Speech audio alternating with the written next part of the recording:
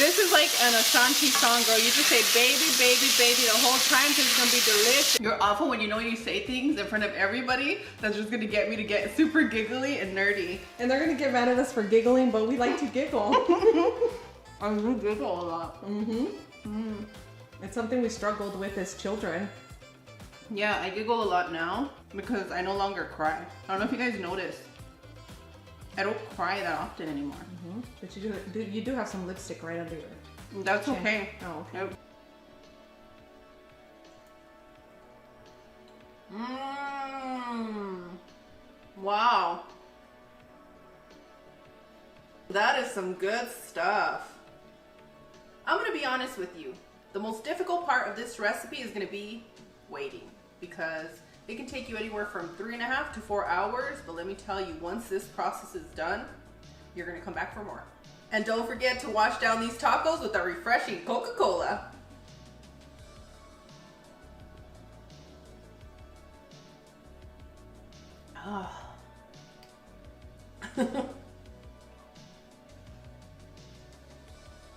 Wow, that's so good.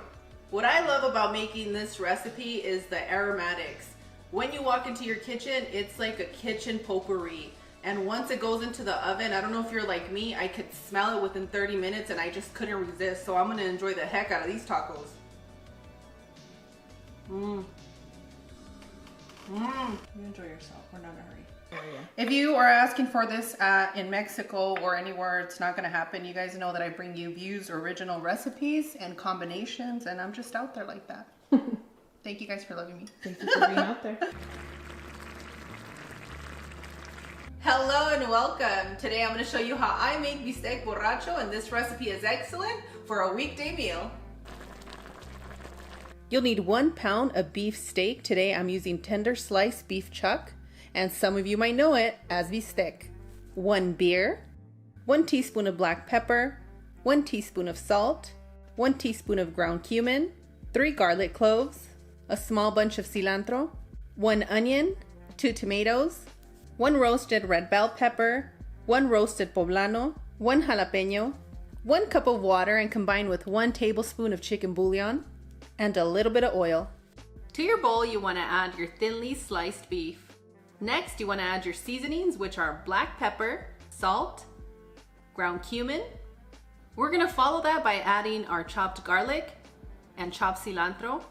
Sprinkle in your sliced onion and douse it with your beer. And make sure to save some for yourself because you deserve it. Combine all your ingredients and set it to the side for 10 minutes while you start on your rice and your beans. Place your burner on a medium heat and drizzle a little bit of oil. The beef has been marinating for about 10 minutes. You can leave it anywhere from 10 minutes to 30 minutes. The longer the better, but we're moving quickly here today. What we're gonna do is we're gonna place it on our hot pan and we're gonna sear it on each side for 1 minute.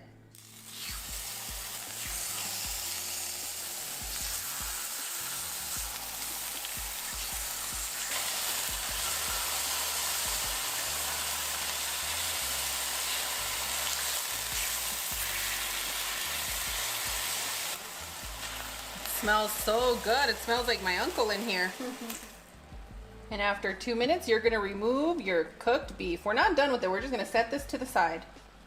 And once you're done cooking your beef, you're gonna notice that your pan has a little bit of the delicious flavoring at the bottom, and you're gonna add your tomatoes. That smells so good. We're gonna continue by cooking our tomatoes for 2 more minutes. After 2 minutes, you're gonna add your beef.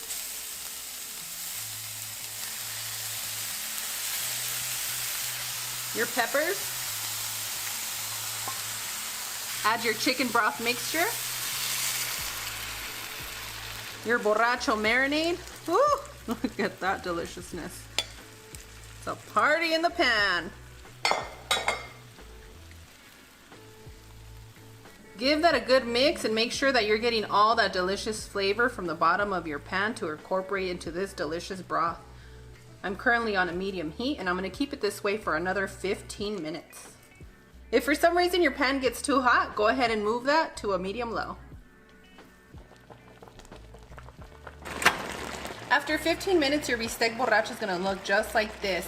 If you want your sauce a little bit thicker, you can continue to cook on a medium-low for another 5 to 8 minutes, but this is absolutely perfect and exactly what our family loves. I don't mean to, ruin the fun here, but I've tasted this broth about 5 times and I just wanted to have it in a bowl with soup, and that's it. It's that good.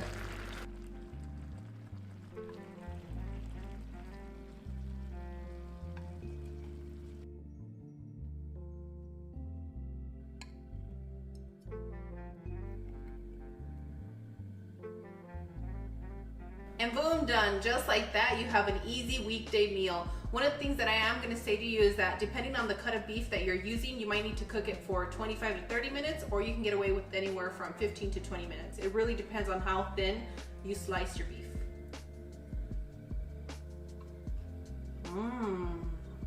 Wow. Yeah, the broth is amazing in there. Yeah, it's a party in my mouth. Especially with the roasted peppers. So good. Yummy. Well, I need to warm up a tortilla so that I can finish this plate. As always, Cloud and I are wishing you the best. We absolutely adore you, and we want to give a special shout out to the Views Club, because without you, we wouldn't be here. And on that one, we'll see you guys tomorrow. Bye. Adios. Hello and welcome. Amigos, today I'm going to be showing you how to make chilaquiles verdes. Whether you like them spicy, or you like them mild, or you don't like spice at all, not to worry, I have you covered. I have a lot of suggestions for you in the description area. Just click that title, it'll expand the description area, and you'll get all the details you need. But one of the things that you have to have for this recipe is corn tortillas. So get a big stack like this of corn tortillas. And what you want to do with your corn tortillas is you want to slice them into smaller triangles. And what I'm hoping is that most of your corn tortillas look like this, and not to worry. If for some reason you have those fall apart tortillas, it ends up like this, or even like this, you can still get this recipe done. You're gonna need some oil, but I suggest that for your oil, you make it comfortable for your home. Today, I'm gonna be frying with peanut oil. We are also gonna need some tomatillos. When you're choosing your tomatillos, you wanna make sure to go for the medium or the small ones. Now, it does come with a layer of a thick leaf over it. I'm not sure what that's called, but I suggest you take it off and wash them so that they're not so sticky. And we want them nice and clean. You'll need some fresh cilantro, a poblano pepper, and for your spice, you want to use serrano. Now, I'm keeping this mildish spicy, so I'm using 2, but if you want it extra spicy, use 4. Now, for those of you that like a mild spice, go ahead and use jalapenos, and if you don't want any spice, just omit the serranos and the jalapenos. You're gonna need half an onion and 2 garlic cloves. In this cup, I have 1.5 cups of warm water, and I added 1 tablespoon of chicken bouillon. Now, if you don't want to use chicken bouillon and you happen to have fresh chicken broth, use that, or you can use salt. You're gonna need some queso fresco, crema fresca, and Cloud and I absolutely love this one. Ooh, it's our favorite bread. It reminds me of being in Mexico with my tias. I even pour it in my coffee. I tried that and it was absolutely amazing, because I usually go with heavy whipping cream, but this, I recommend it. So it's if you guys see right? It really is. If you see the bigger bottle, go for it. But I don't know, this one's really cute. I like this one. Me too. I like to reuse it. And some fancy mozzarella cheese. For those of you here in the States that love that cheese pool, you're gonna need some of this. I'm just sitting back here trying not to laugh, because it seems like a dating commercial, but it's not, because your love for H-E-B is so deep, and romantic. It really does get deep and personal with H-E-B and myself. And I don't know, I check Cloud's grocery list when I go over there too, and I look at I'm like, where did you get this? She's like, it's the H-E-B, and I'm like, what? I didn't know about it. It's H-E-B brand. It's a H-E-B brand. Not a sponsored video, but we would be happy to be sponsored by H-E-B. Yeah, I would like that too. Let them know, everybody. Let's do it. You guys ready to cook? We're ready. All right. To your pot of hot water, you want to add your tomatillos. I wanted to throw one in here, but I didn't want it to splash you. What? You should have done it. Yeah, it's going to splash you. I don't want it to mess up your equipment with hot water. My cheap equipment? Your cheap equipment, girl. Add your jalapenos and your serranos, and just take the stems off. And since we're going to be boiling our onion and our garlic, we'll only have to cook our sauce for about 10 to 15 minutes. instead of about 20 to 30, and then it'll be there for a while. This is quick and easy, amigos. Sounds So like go my ahead. kind of recipe. Go ahead and continue to boil this for 10 minutes. I have my burner on a medium heat, and we are gonna roast our poblano pepper until it's nice and charred. You wanna keep it nice and dark. It's gonna make it easier for us to peel. You guys have seen me roast chiles on here plenty of times. This is no different. I'm gonna peel it, remove the seeds, and boom, done. That's right. And if people love to watch you roast peppers, there is a video of roasting peppers for a good 30 minutes. Is that the mango salsa? The mango Yeah. salsa a few years back. You guys love watching roasting. Watch the mango salsa and make it. That is an award-winning salsa. I don't know how many of you have been sleeping on it and why, but you'll never ever in your life have a salsa that is so delicious like that one. And I would love to take credit, but that's my mom's hard work. Yes, we always get compliments when we take it to a little fiesta or a gathering. Yep, this is not chop your jalapenos in your mango salsa. This is like a really gourmet, fancy salsa that you can have it at your get together, or you can take it to a fancy place. It's really serious business. It really is. I've peeled and removed the seeds from our poblano, and I'm just gonna add that into the blender. Go ahead and take all of your ingredients that we boiled and place them into your blender. Add your chicken broth. You know what had me cracking up the other day? What? The comments of our bolis recipe. Oh, what were they? Because I know the kids are watching the Views Club Junior, so I always have the silliest faces for them because I love kids. So sorry you guys caught me in between hanging out with children. Aww. Anything for the Views Club Junior. Yeah, I mean, I love you. Aquí no, we love you, sweetheart. I mean, we would do anything. If the Views Club Junior suggested that we have a meetup just for them, we would make it happen. If you guys want us to have a meetup, make sure that it's for the Views Club Junior. It's going to be a fun time for the kids. Parents, we love you too, but the Views Club Junior will get us to do anything they want. So now what we're going to do is we're going to blend until smooth. I got so excited to talk about the Views Club Junior that I forgot to add our cilantro. Isn't that wild? No, that's perfect. Perfect timing. So make sure you blend your cilantro in here. You don't forget. But if you have cute kids at home, it's okay. You know, we won't mess up the recipe. Just make sure to add it in here. And now we blend till smooth. And boom, done. I have my pan on a medium heat and I let it warm up for 2 minutes. Now I'm gonna add my avocado oil. And I'm just gonna add a little bit because I want this sauce to be nice and shiny. Go ahead and add your blended ingredients. Woo, yeah! Oh, fiesta. I was gonna say pachanga, pero... Tu cuerpo pide salsa, mija. Yes. All the time. I'm grateful for the salsa you gave me this morning. You like it? Uh-huh. Yummy. Está perrona. And the taquitos. And the chipitas. The chipitas, yummy. I've been feeding everybody I can, and I'm excited to feed you guys today. Even people walking down your neighborhood. I am. Are you hungry? Did you eat? Anything gets delivered. Do you want something to eat? Here you go. We're gonna continue to cook this for 10 minutes, okay? We're gonna put this on a low heat and just come in and stir periodically. If you're chit-chatting, you know, just give it a good little twirl in there. And someone's gonna say you're using a little pan again, but this is actually a big pan. It is. I think it's big. It's but very steep. But I would agree with that person.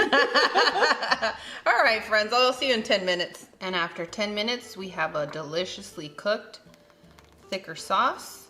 And if you're wondering, how did the sauce get so thick? It's a tomatillo.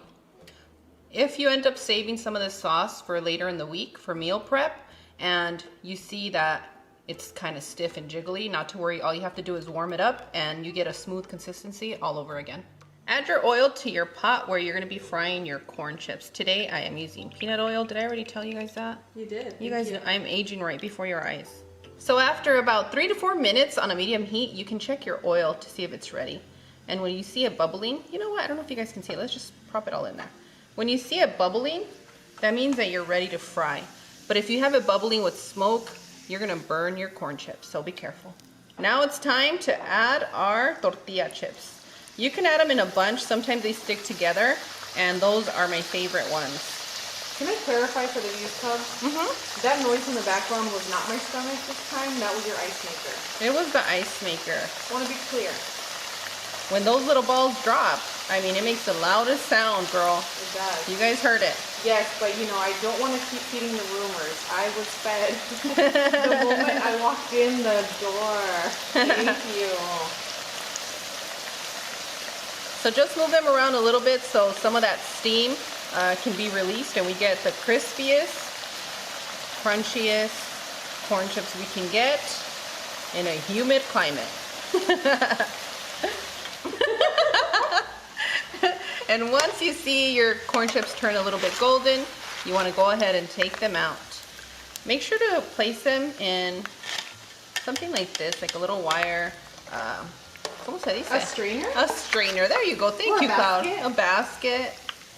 Not on paper towels, because we learned 4 years ago from Steph on Views on the Road that we don't put our tortilla chips on paper towels because it steams up your tortillas and it will not be crispy. Wow, Cloud, I am so proud of you. And what do you think I'm going to do with the chips right now? You're going to Warren Buffett them. I'm going to Warren Buffett them. Let me show you what that is. If there was a test, I passed today. Now we're going to Warren Buffett them. So just sprinkle a little bit of salt. It's going to make a difference. Set your pan on a medium heat and add some oil. We are going to fry some eggs. Do you like your chilaquiles with scrambled eggs or fried? Fried, like over easy? Mm-hmm. Tiernitos. Yeah. Over easy for me. Yeah.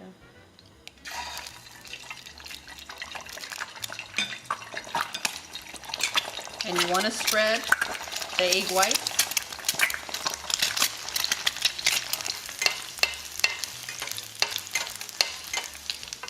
And boom, done. I'm gonna pair this with some refried beans, and I like to put a little bit of our sauce right at the bottom. Would there be an easier way to assemble this? Yes, if you're making it for a lot of people, you can throw all your corn chips into the pot of your sauce, but then you're gonna have the hit and miss. Some people like it really soggy, some people don't, and this gives you a little bit of both. So some prefer soft texture and others prefer the crunch? The crunch out of them. So if you prefer the soft one, just throw them all in your pan and mix them around and you'll be set. Sounds good to me. What do you prefer, Cloud? I prefer this method that you're doing because I do like some soft and then a little bit of a crispy end. Especially if you're gonna pair it with the beans. I'm for it. Now you know where my head's at. Next, you wanna add your crumbled queso fresco. And I'm gonna be using a little bit of both cheeses. I like the cheese pull. Next, we're gonna add our eggs.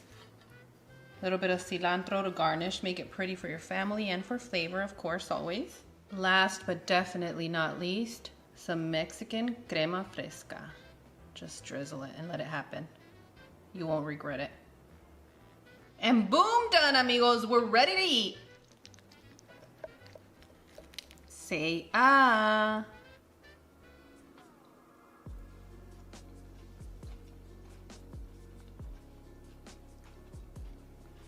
That's really the best. Can you hear that crunch from the tortillas? I can. That's the way that I like them. You did great. Yeah, even the spice level here is very subtle. It's not wild. It's perfect. I don't know. I've tried chilaquiles without the eggs and it just doesn't hit right. I don't know. Maybe because I'm just accustomed to it. You know, I had it without the eggs because of the babies before. But now we're at the point where we can step it up another notch with our heat and also with adding eggs. Ooh. My mouth just watered. Ooh. That buildup that comes from behind the mouth. You're just ready to take a bite. You can't skip on the beans either. Beans are necessary. And you don't want your beans to be too dry. You want them a little bit runny. And it'll make this work great. It's perfectly seasoned. If I'm not talking, it's because this is that good. And for those of you that don't like the sunny side up eggs, you can use scrambled eggs for this. Don't feel pressured. I know some of you can't handle it, but I'm telling you, I can. I will be the one pressuring people. Come on, just try it. Just, what is it, those things that make you go, Oh yeah.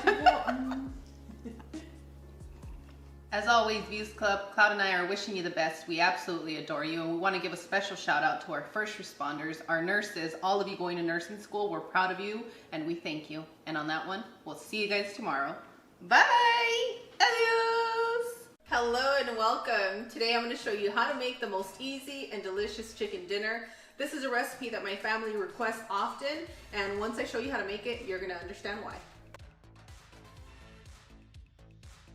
You'll need 2 chicken breasts, 7 guajillo chilies, make sure to remove the stems and the seeds, 1½ onions, 3 garlic cloves, 1 jalapeno, a small bunch of cilantro, 1 tablespoon of olive oil, 1 tablespoon of butter, 1½ cups of water, ½ a cup of heavy whipping cream, 1½ cups of melty cheese, ½ a tablespoon of Mexican oregano, 1 teaspoon of black pepper, 1 teaspoon of salt, 1 teaspoon of smoked paprika, 1 teaspoon of ground cumin, and 1 tablespoon of chicken bouillon.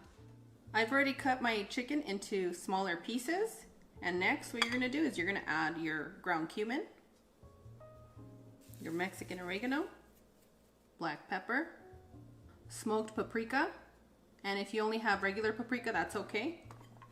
Combine all your ingredients so that we can fully coat our chicken with the seasoning. Next, you're gonna add your salt, and just a little bit because we're gonna be using chicken bouillon, and we also wanna keep our chicken juicy, so we don't wanna add too much salt right now. Add your olive oil, add your garlic, and fully combine all your ingredients. Once you fully combine all your ingredients, we're gonna go ahead and set our chicken to the side for about 10 minutes, and while our chicken is resting and getting all its flavor, we're gonna get started on our sauce. And for those of you that have selective eaters at home, I asked my youngest son if he wanted to have chicken today. He said no, he wasn't in a mood, so I just chopped up some firm tofu. I seasoned it exactly the same way that I did our chicken, and I'm gonna sear it just like we do our chicken. To your blender, you wanna add your water, cilantro, onion, jalapeno, and if you have family members that prefer spicy dishes, you can use a serrano. Now, if you have relatives from Mexico visiting, you're gonna wanna use about 3 serranos for this recipe. Add your chicken bouillon, your guajillo chilies, and next you want to blend until smooth. And boom, done. Set your burner on a medium heat and add your butter. Once you add your butter, you're going to add your chicken.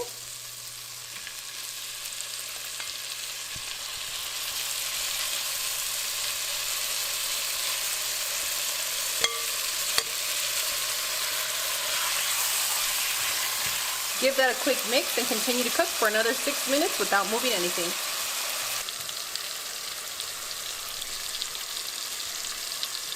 After about 6 minutes, you're going to give that another good mix.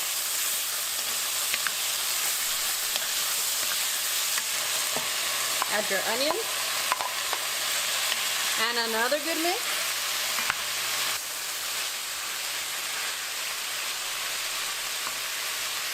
And we're gonna continue to cook for another 5 minutes on a medium heat. Next, you wanna give that a good mix, and you just want your onions to be translucent, okay? So once your onions have become a nice little translucent color, we're gonna go ahead and add our sauce. And then I'm gonna add a little bit of sauce that I have left over to our tofu.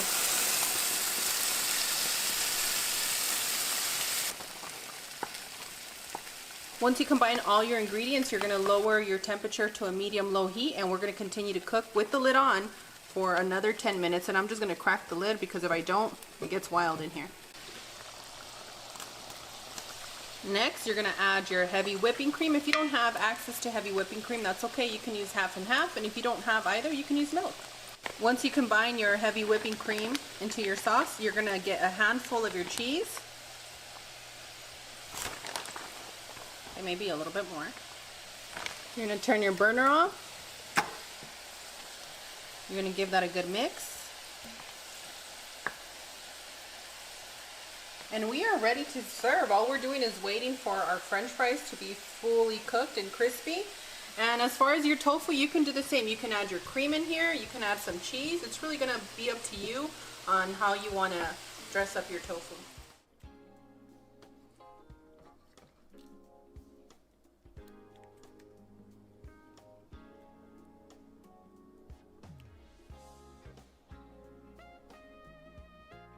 And I love to serve this recipe with a little side salad. I'm gonna be using some lettuce, cucumber, tomato, carrots, and a little bit of lime.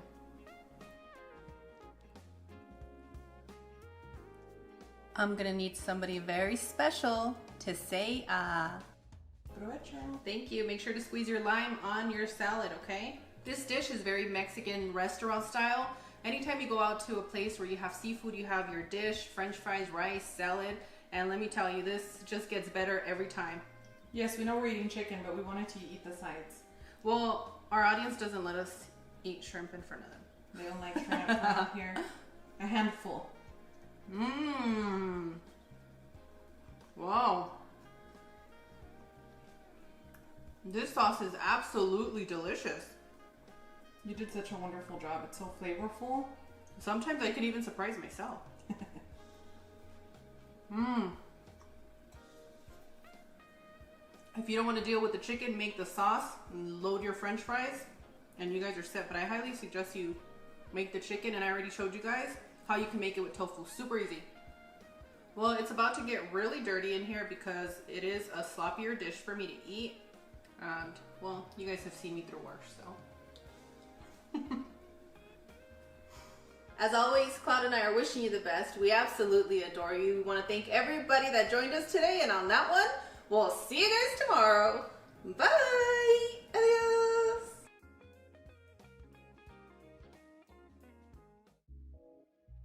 Hello and welcome, amigos. Happy National Burrito Day. And today I'm going to be making you a guisado burrito. And if you don't know what a guisado is, keep watching. For today's guisado, you're going to need 1 to 2 pounds of ground beef. And if you don't have ground beef, you can use ground chicken. So go ahead and add 1 teaspoon of ground cumin, your desired amount of black pepper. I'm just hoping it lands in that bowl. It did. In that big bowl. In that big bowl. And you can find the acrylic spice containers in our Amazon storefront. And the link is in the description area, and now we're pinning it for you, so just look in the comments, it's gonna be the first one.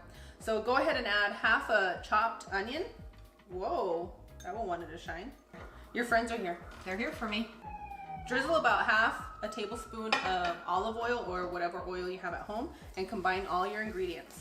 What kind of olive oil are you using? I've never seen that bottle before. Don't tease. I ran out of our favorite olive oil, and I have this one from Costco, and I don't know how I feel about it. Oh, that's why you're not showing us. No, I can't. But I'm gonna finish using it. I have a whole bottle to go. Don't worry, Views Club, I'll sneak a peek and tell you on tomorrow's episode what it is. I'm gonna have to start mailing it out. Hiding it. Put duct tape on it. I'm gonna have to infuse it with some birria seasonings. Ooh, that sounds good. And once you're done combining your ingredients, go ahead and set it to the side.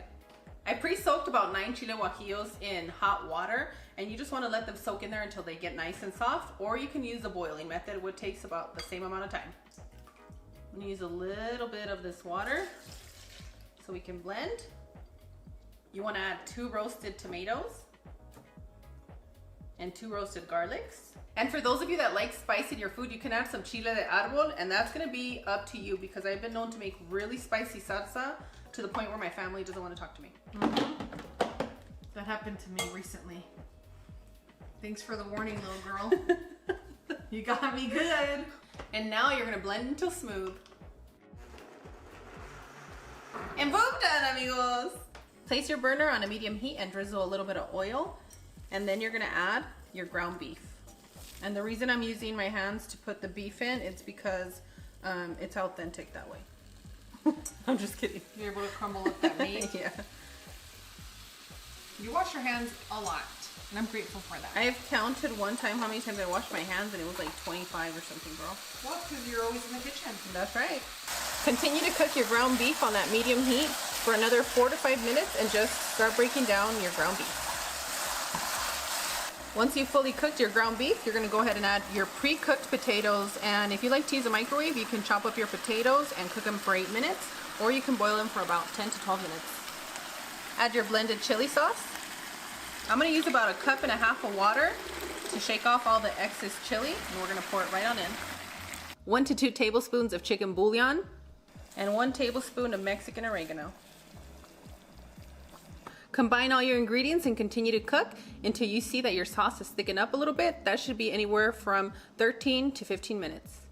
Okay, amigos, we are all done here. I like my guisado a bit saucier because I like to dip my tortillas usually. But for those of you that don't want it so saucy, just use a little bit of less water, and I'll leave the suggestions in the description area. But we are ready to serve and make this burrito. I'm gonna warm up our flour tortilla. If you guys need a recipe, I have a lot here on YouTube. Look up Views on the Road tortillas. I try to help you differently in each one. They all have tips. To your tortilla, you want to add your favorite beans. Today I'm using pork beans, and I'll link it in the description area. Mexican rice, the star of the show. And I like my burritos this way with some cheddar.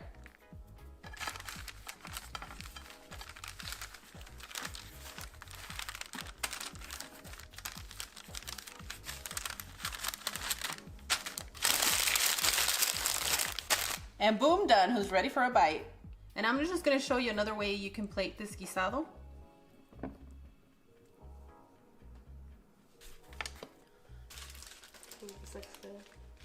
Buen provecho. I'm nervous. Let's see what you say for National Burrito Day. I was gonna say it's hot, but he can handle the heat. Take your time. Take your time, babe. Finish chewing. Steph, do you have any tips for us while he's chewing? No tips at all. This is a super easy recipe to make, and even if you haven't thawed out your ground beef, you know that you can still cook it. You know who I'm talking to. We do it all the time. The teenagers won't stress out. They don't take out their meat in time to defrost. Yeah, don't stress out. And if you guys need help on how to cook your beef when it's still frozen, let me know in the comments, and then I'll make a recipe specifically for you guys. With frozen beef. With frozen beef. It's good. It's very delicious and it's good and spicy. Oh, you like the spice in there? Yes. Wow, I didn't know it was National Burrito Day. Nobody told me this. Oh, I thought you like burritos. That you would know. This was a surprise for you, sweetie. Oh, I love surprise. Okay. Thank you, Mom. And I'm out. All right. Bye, sweetie.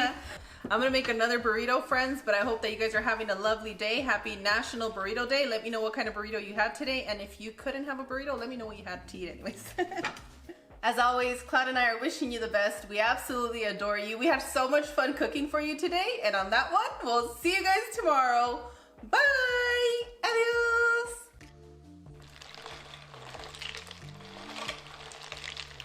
Hello and welcome. Today I'm going to show you how to make the most refreshing tres leches drink. And if you love our tres leches cake, you're going to love this recipe. You'll need 1 cup of milk, 4 cups of water, 1 can of evaporated milk, half a cup of heavy whipping cream, 1 can of lechera, or you can use half a cup of sugar, 2 tablespoons of Mexican vanilla blend, half a tablespoon of cinnamon, your desired amount of strawberries, or you can use some peaches, and of course, to keep it fresh, get a lot of ice. And to enhance the experience while you're drinking this delicious, refreshing drink, I suggest you chop your strawberries and your peaches into smaller pieces.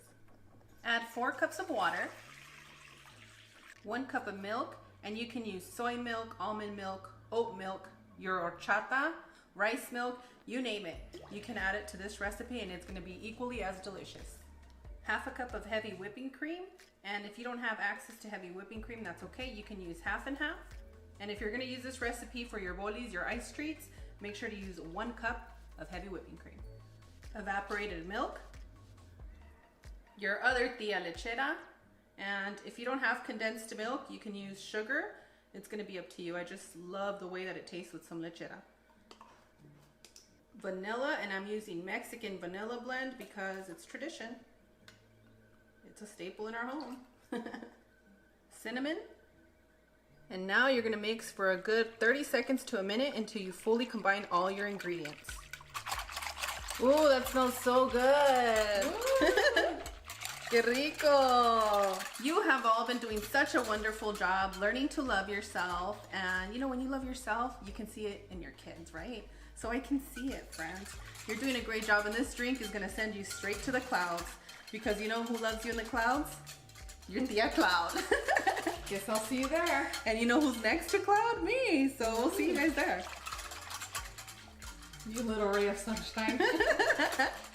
Once you're done combining your ingredients, you want to taste your drink, okay? So some of you might like it sweeter and some of you might say that's exactly what I need. And for me, I'm gonna use some of this to freeze for boli. So, you know, I'm gonna impress the kids today. They've been good.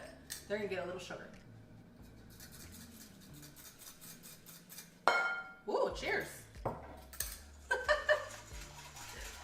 Take me down to the paradise city, where the grass is green and your mom is pretty. Oh, won't you take me home?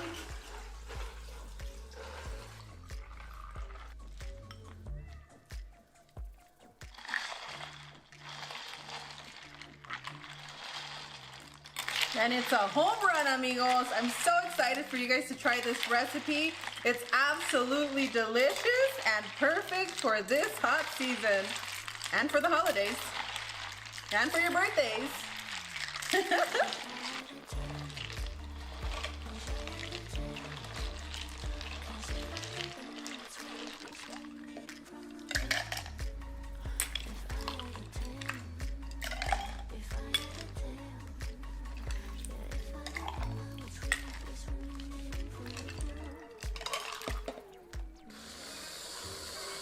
And this one is for my sweet little angel. I'm gonna need somebody very special to say Wow, you're really smiling big today. Cheers, bebé. Salud. Buen provecho. Salud. You don't trust me? No, it's in the bottom. Mijo, that's when you don't trust somebody and you're from Sonora. Good Lord. You trust mommy. Don't skip out on adding a lot of strawberries. It really enhances the flavor of this drink. Bebe, what do you think? Can't read it. You can't rate it? Why? I want you to. It's too good. It's too good? All right, you can't rate it. It's that good. You know what I call that? Absolutely delicious. Is it from here to the moon, bebé, good? Longer. Oh my goodness. I thought the peach drink was going to be the 2022 like fresh drink that we all love. I don't know. It's going to be a tie between this one and the peach drink. So it's going to be up to you guys. Let us know in the comments. And if you do like this recipe and you're a silent viewer, give us a thumbs up. And we'll see you very, very soon with another delicious recipe. Yeah? Why did I sound so rehearsed? I got really excited. I'm sorry. Otra salud. Salud. Ooh, you're almost done. Ooh. That's good. It's going to keep you full for a few hours. That's what you think. Yeah. Oh my gosh, it's amazing. As always, Cloud and I are wishing you the best. We absolutely adore you. Want to give a special shout out to all of our new subscribers and our new TikTok friends. And for the Views Club Junior, I know you're picking your nose in front of everybody. You keep eating that, you're gonna get sick. So wash your hands, get a tissue. And on that one, we'll see you guys tomorrow. Bye. Adios.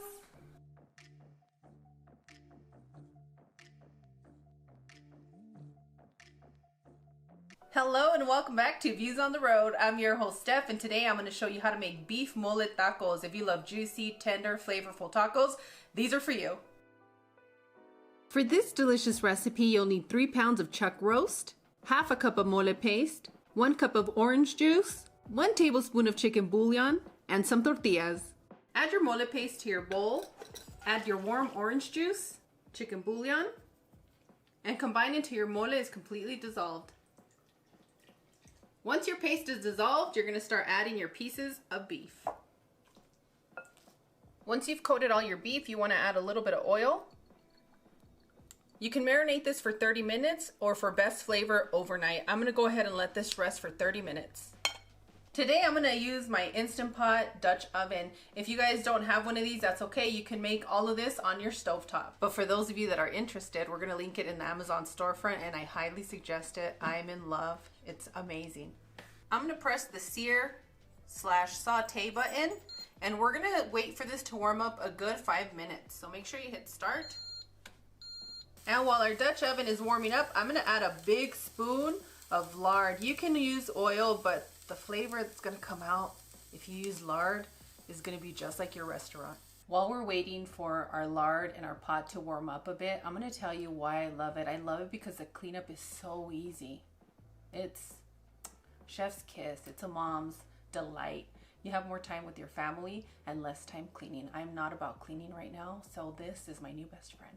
It's been about 5 minutes and I'm gonna start placing my beef pieces. I'm not gonna place too many at one time because I want some to get a really good sear. And if you start crowding it, you know that we get more of a steam and a boil. We wanna sear on these tacos.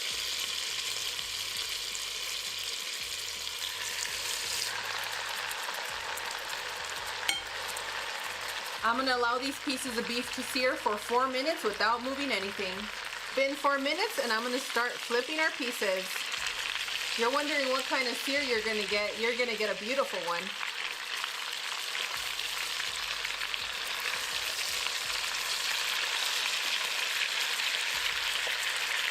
Look at that.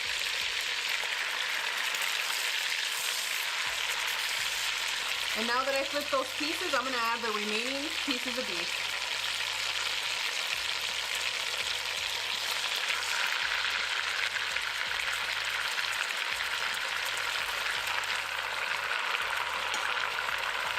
And again, I'm gonna let everything sear for another 4 minutes. 4 minutes have elapsed and I'm just gonna give it another turn to one of the sides where it hasn't been seared.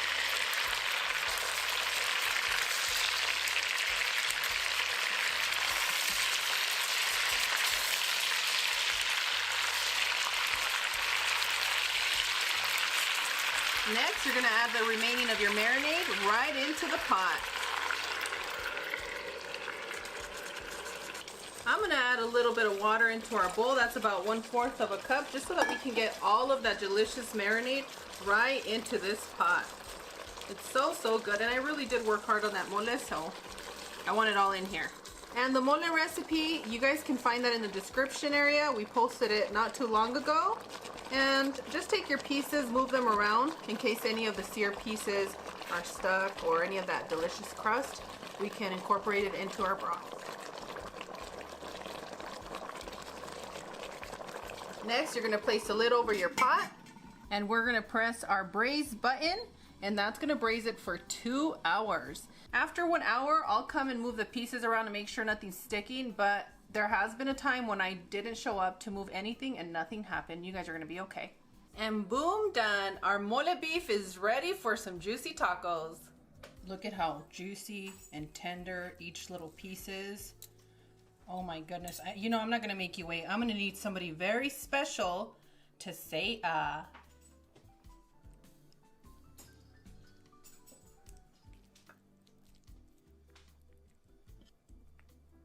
And the salsa I recommend with these tacos is the salsa that everyone should know how to make. We did it over the summer and I'll link it in the description area for you. Squeeze a little lime juice. And yummy, yummy in our tummy. I'm really tired of eating super quick and easy tacos, so these tacos took a little bit more time, but they are so worth it because the flavor pulls through. I hope you enjoy these tacos as much as I do.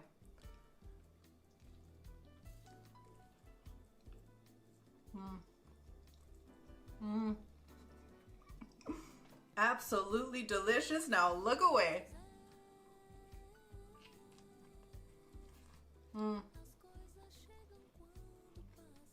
As always, Cloud and I are wishing you the best. We absolutely adore you. We hope you have a beautiful weekend. And on that one, we'll see you guys tomorrow. Bye. Adios. Hello and welcome back to Views on the Road. I'm your host, Steph, and today I'm going to be showing you how to make pozole rojo step by step. It's almost an authentic recipe, and the reason I say that is because we're going to be using a 14-ounce can of pre-cooked hominy. 5 pounds of pork butt, 5 pounds of pork shoulder, 5 pounds of pork feet, 18 guajillo chiles, 15 bay leaves, 2 garlic bulbs, 2 medium onions, 1 tablespoon of salt, 5 tablespoons of chicken bouillon, 1.5 tablespoons of Mexican oregano, and 20 cups of water. Add your salt, place your burner on a high heat, and bring your water up to a boil. And once you've reached a boil, you're going to add your pork pieces.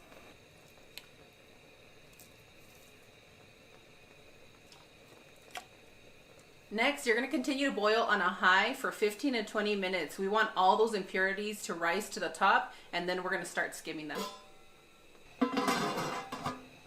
In the meantime, I'm going to start cleaning our chiles. And what I mean by cleaning is I'm going to start removing any kind of stem and seed. The bag that I have today, not many of them have a stem, but you want to remove as many of the seeds as you can. If you happen to get one that has a little bit of mold, just toss that one and get a new one. I have our guajillo chilies. I like to take the ends off of our garlic just to release all those delicious flavors. We have our bay leaves, and then I've already peeled our onion, and I like to just give that a little slit at the end so that we can start releasing those delicious juices. Give or take 20 minutes, it's time to remove our impurities, and I currently cannot find my skimmer. Can you guys believe that? So I'm going to use my strainer and make do. I'm going to make it comfortable for my home today. And this might help somebody that doesn't have a skimmer. I'm going to share a tip with you. I like to go in and skim the impurities the first time, and what helps me get all of the impurities is that I'll go ahead and place the lid on it for another 3 minutes, and then I'll come back and remove the impurities that rose to the top. So it's 2 times to get it super clean. See all those bubbles? All those bubbles are impurities. You don't need to see this part. You already know what we're doing. We're just skimming our impurities. Next, you want to add your garlics, your onion, your chiles, and your bay leaves.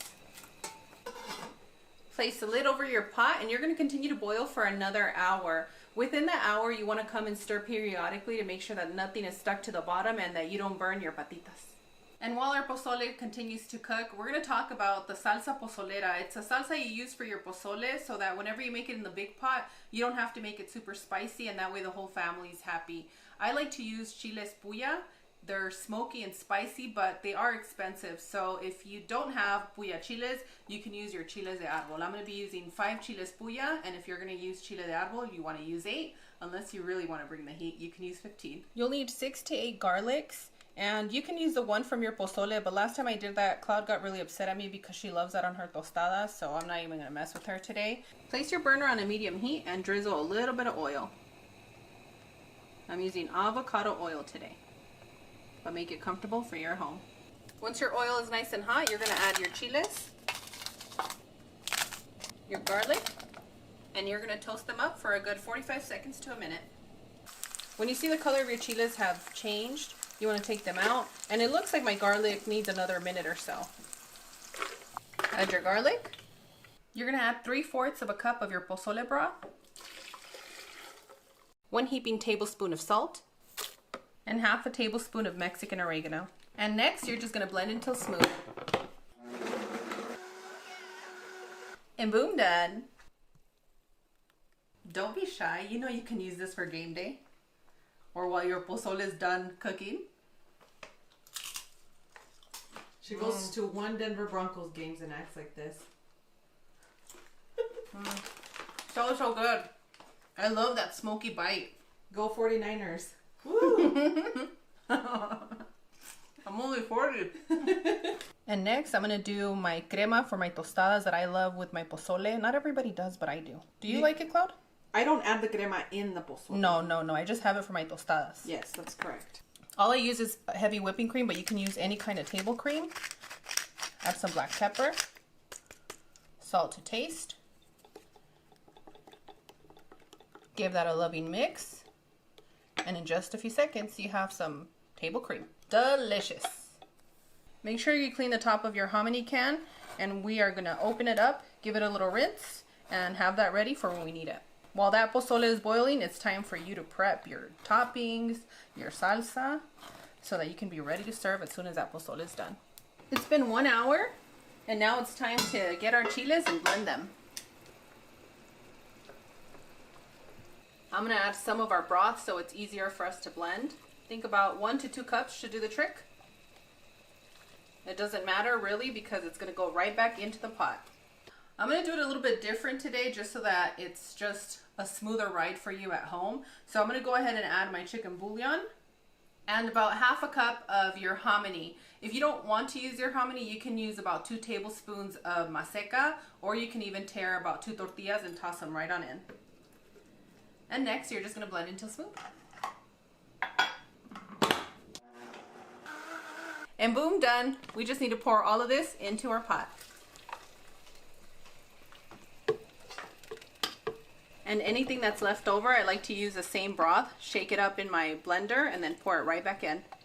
We need all that chili sauce. Be careful when you're shaking it because it stains.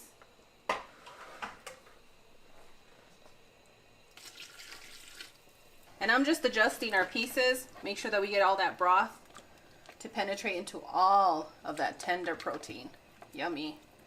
Place the lid on it and cook for another 30 minutes. Our chile rose to the top, so I'm just going to use a little bit of the broth to scrape down all of that delicious chile. One of the things I want to talk to you about while I'm doing this is you want to taste the broth right now because it's been boiling with all the seasonings for 30 minutes, and this would be a great time for you to adjust for your family if you wanted a little bit saltier. And if you went too heavy on your salt, then I can't help you there. Somebody's going to have a tummy ache. I'm kidding, I'm kidding. The measurements are pretty exact for you. Go ahead and start adding your hominy at this point. And once you add your hominy, you're going to continue to cook for 20 to 25 minutes. I do notice that when I use different brands, I might need 30-35 minutes, but that should do the trick. Don't you worry. So just go ahead and make some room for your hominy to get infused with all these delicious spices and the flavors coming out of this pozole. If I sound excited, ooh, I really need this in my belly. I need some comfort food, and this is one of my favorites. Add your oregano, and you're gonna let that boil for another 30 minutes. And boom, done. We are ready to serve some delicious pozole. You know you're grown when you have 2 patas in your bowl.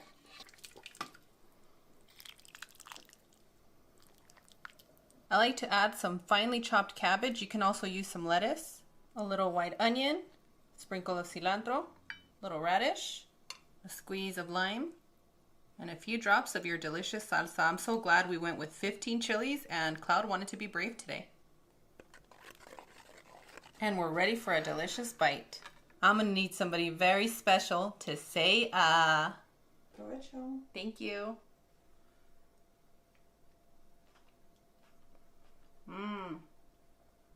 Absolutely delicious. And to be honest, nothing beats pozole on a cold day. Now look away because I have to bite into this patita and it can get dangerous for you. As always, Cloud and I are wishing you the best. We absolutely adore you, and we want to thank each and every one of you that watched our recipes while we were gone, giving us some peaceful time to transition. And on that one, we'll see you guys tomorrow. Bye! Adios! Hello and welcome back to Views on the Road. I'm your host, Steph, and today we're going to be making a chicken and rice casserole with a creamy chili sauce. We're going to start by taking 2 cups of basmati rice, and we're going to wash it.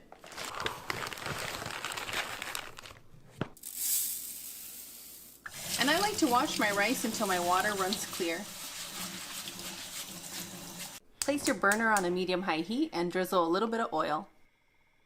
Add your rice and continue to toast until you get that light golden brown that we all love, and you get that scent, that nuttiness from toasting your rice.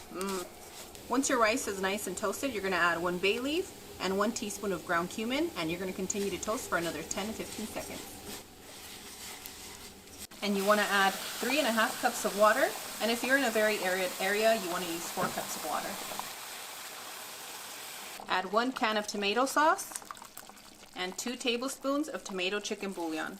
Give that a loving mix and switch your burner on a low heat. Continue to cook your rice as suggested on your package. For your creamy chili sauce, you'll need 8 guajillo chiles, 15 ounces of Mexican crema, 1 teaspoon of ground cumin, 1 teaspoon of garlic powder, 1 teaspoon of Mexican oregano, 1 tablespoon of tomato chicken bouillon. Take your guajillo chiles and remove any kind of stem that you see and your seeds. And I do want to let you guys know that these chiles are mild. Both of my children enjoy them very much, and they never complain that they're spicy. And if you for some reason get a chile that has mold inside, don't worry, just toss it and get a new one. And if you're wondering what a molded chili looks like, it looks like that. It has mold and that green stuff. You want to toss it. So I'm going to wash my hands and I'm going to finish with these chilies, and then we're going to soak them. Add your hot water and allow your chilies to hydrate for about 10 to 15 minutes. By then they should be nice and soft. Once your chilies are nice and soft, you want to add them to your blender. Add your Mexican crema. If you don't have Mexican crema, you can use heavy whipping cream, ground cumin, garlic powder, Mexican oregano, tomato chicken bouillon, And there's a little bit of cream left in here, so I'm going to add about 1/4 of a cup of warm water. I'm going to shake it up and pour it right back in to our blender. And now you want to blend it until smooth. And boom, done. Since we're having a beautiful cloudy day today, Cloud's going to help me shred our rotisserie chicken. If you don't have access to rotisserie chicken, I'm sorry. You're going to have to boil at least 3 to 4 chicken breasts and start shredding, but I don't know if I'm the only one that loves to eat this part. No, I love it too.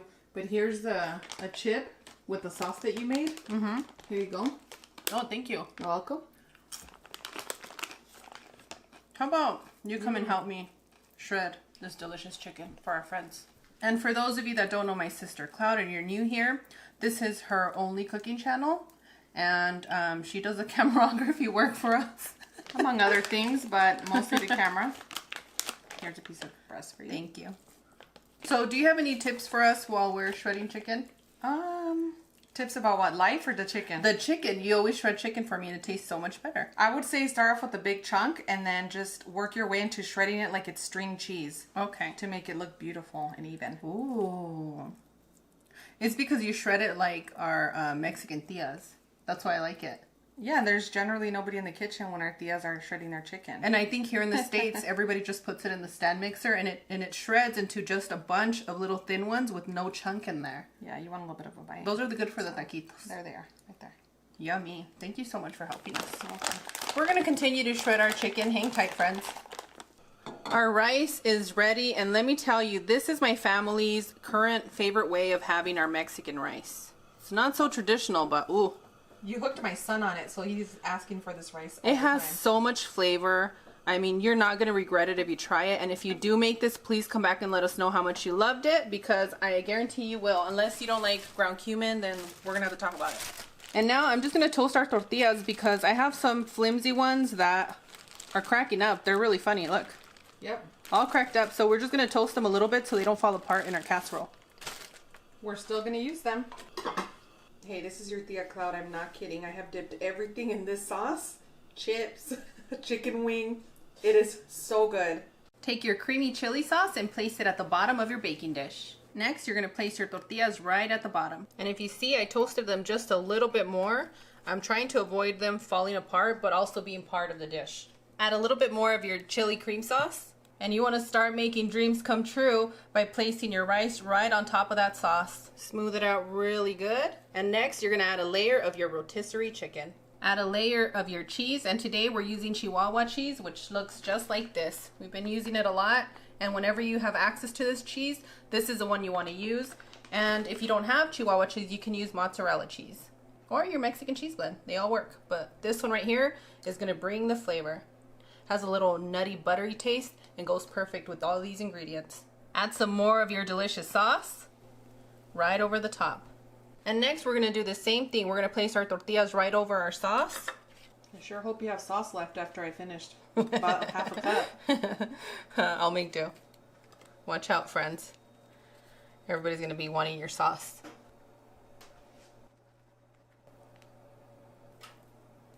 And for the next layer, we're gonna add the remaining sauce right over the chicken. And as you can see, Cloud had a lot of this sauce. And your last layer is gonna be your cheese. Bake at 380 degrees, and you want to continue baking for 30 to 35 minutes. Not all ovens are created equal. If you see that your cheese is starting to crisp up too much, go ahead and place either a foil or a little parchment paper, and we still have 7 more minutes to go. And now it's time to serve. Oh my gosh, look at this cheese. Ooh! Who wants this piece? Oh my goodness, that gets me so excited.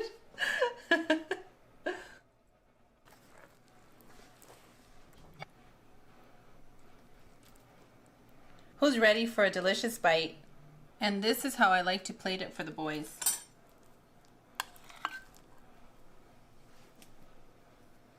You can add a little bit of lettuce on the top and a little sour cream.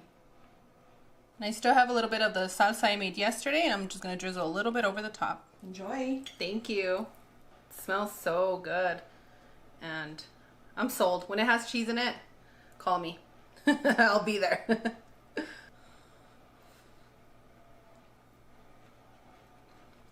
Mmm.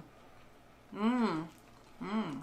And just like that, your heart is soothed with a homemade casserole. Don't skip on that lettuce. It really combines all the flavors.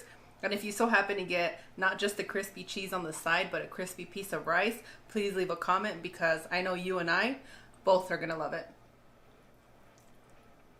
Mmm, absolutely delicious. Oh, you guys enjoy watching me eat a casserole? And I enjoy baking them. As always, Cloud and I are wishing you the best. We absolutely adore you. We want to thank you all for joining us and reaching our milestone of 1 million subscribers. We wouldn't have been able to do this without you. Just hang tight for me because I'm still doing a lot of unpacking and organizing, but as soon as all of that is set, you're going to get your gifted recipes. And on that one, we'll see you guys tomorrow. Bye! Adios! Hello and welcome. Today I'm going to show you how I make cochinita pibil. This recipe has been requested on this channel about as many times as you guys requested la birria. And it's not just your favorite recipe, it's also my sister, so I'm super excited to show you how I make this recipe. For this recipe, you'll need 8 pounds of pork shoulder, 4 banana leaves, 8 Roma tomatoes, 1 box of achiote paste, and sometimes you can find it in a little package, 3/4 of a cup of orange juice, and to that orange juice you want to add the juice of 2 limes, 8 garlic cloves, half a cinnamon stick, 1.5 tablespoons of ground cumin, 3.5 tablespoons of salt, 1.5 tablespoons of Mexican oregano, 4 cloves, 8 large peppercorns, also known as allspice, and half a cup of water. And all we're doing here is toasting our banana leaves to get those aromas flowing. Remember, if you can't find fresh banana leaf, you can find it in your freezer aisle just like I did. Be careful, I don't want anybody starting fires. Take it easy. Whoa, when you start smelling that roastiness, that means that you're done with one leaf and you need to move on to the other. And what else did I say? No starting fires. To your blender, you want to add your achiote, salt, Mexican oregano, cinnamon, ground cumin, garlic, cloves, large peppercorns, orange juice and lime mixture. And now you want to blend until smooth.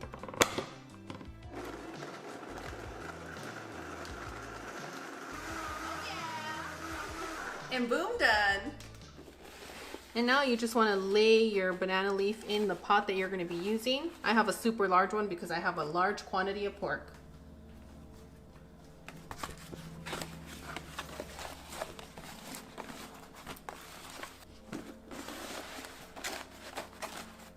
Next, you want to start placing your pork pieces right at the bottom. And you are going to have to salt your pork. So I like to do this in layers.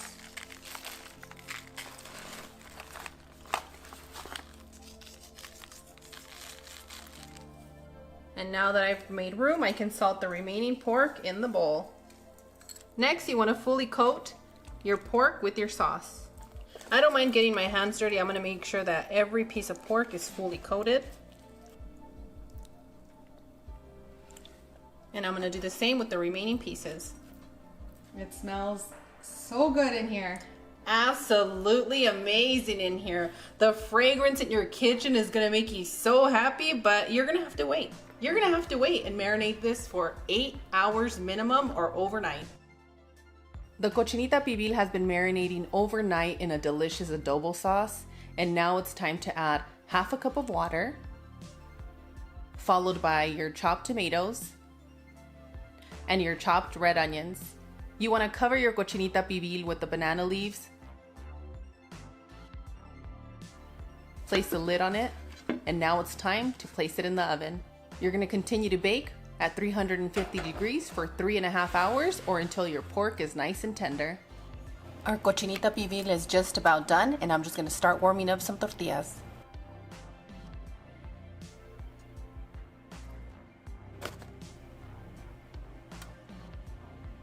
It's been 3 hours and 45 minutes exactly, and now it's time for you to spoil yourself. ¡Ay, qué sabrosura! ¡I'm so smells so good. What do you think, Cloud? I can't even contain myself. Are you impressed, sister? I'm always impressed. Views Club, let us know in the comments if you're impressed. We are about to start shredding a little bit of this pork. Hold on just 1 second. Look at all that delicious broth. Give that a little squeeze and then, ooh, it's falling apart. And this piece is for Cloud. And once I feed Cloud, I'm gonna show you how to prepare your tacos. Está calentito, ten cuidado. Wow. Fíjate, aventaste, bravo. It just falls Yummy. apart. Now, if you get pieces that have a lot of fat and tissue around it, you're gonna have to put in some work, but other than that, we're all set. The spices in here are See? everything. So good. No, not good. This is amazing. Amazing? Ooh, we got an amazing, everybody.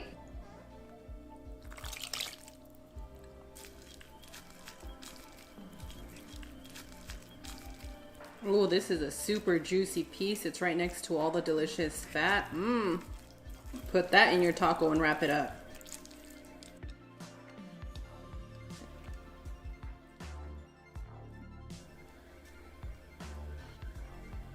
You're gonna top your tacos with some pickled red onion.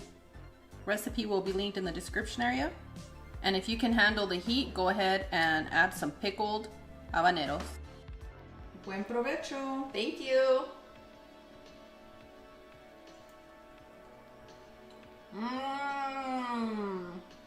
Wow. That is some good stuff. I'm gonna be honest with you. The most difficult part of this recipe is gonna be waiting, because it can take you anywhere from 3.5 to 4 hours. But let me tell you, once this process is done, you're gonna come back for more. And don't forget to wash down these tacos with a refreshing Coca-Cola.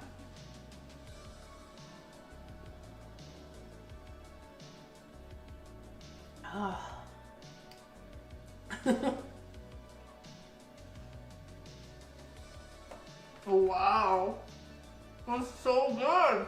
What I love about making this recipe is the aromatics. When you walk into your kitchen, it's like a kitchen potpourri. And once it goes into the oven, I don't know if you're like me, I could smell it within 30 minutes and I just couldn't resist. So I'm gonna enjoy the heck out of these tacos. You enjoy yourself. We're not in a hurry. As always, Cloud and I are wishing you the best. We absolutely adore you. And we want to thank each and every one of you for being here today, because we wouldn't be here without you. And on that one, we'll see you guys tomorrow. Bye. Adios.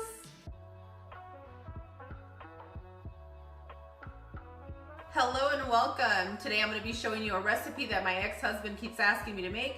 And if you love our chimichangas, you're going to love this recipe.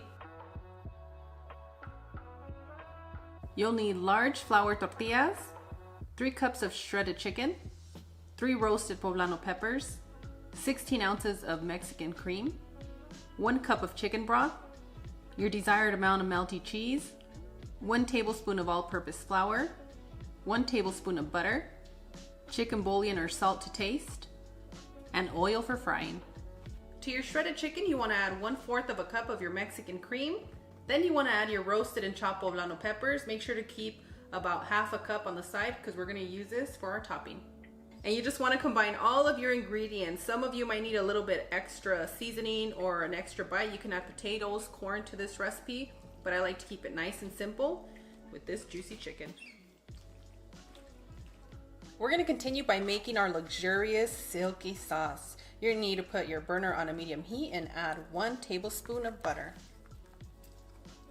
Once your butter melts, you're going to add your all-purpose flour.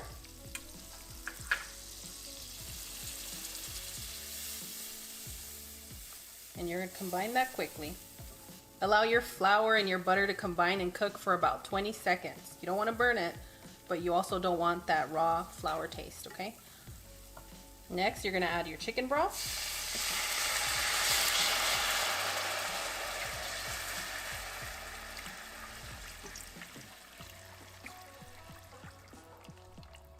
And mix until everything is well combined. Once you've fully combined all your ingredients, you're going to notice that your chicken broth gets a little bit thicker, and that's when you want to add your Mexican crema. If you don't have access to Mexican crema, not to worry. I'm gonna make sure to leave a lot of suggestions for you in the description area. That one's so good, the menonita. The menonita, yes. Yes, crema menonita. Ooh. Oh my goodness, this is looking so beautiful. I just want to jump right on in. And once again, once you've combined your ingredients, you're gonna add 1 cup of your melty cheese. I'm using quesadilla cheese, which usually ends up being asadero cheese. Or you can also use Oaxaca mozzarella. Those are all beautiful and luxurious. Once you add your cheese, you want to place your temperature on a low heat. A lot of you remember that my ex loves cheese, and probably why he keeps asking me to make him this. Look at this sauce. Alright, so once your cheese is melted, everything's well combined, you want to turn your burner off, and we're going to get started by filling our chimichangas. Some of you might not be using the Mexican cream that I'm using, and for those of you, I would suggest taste it, and if you need to add a little bit of salt, a little bit of your chicken bouillon, you're more than welcome to add it to your chicken broth before you add it to the sauce. In this bowl, I have all-purpose flour, and I add water until I create a nice, amazing paste. That's going to keep all of our burrito nice and sealed. Add your desired amount of cheese, your chicken filling. And if it sounds extra juicy, is that I did add a little bit of chicken broth at the bottom, and it just creamed everything so well and just beautifully. Ooh, so excited.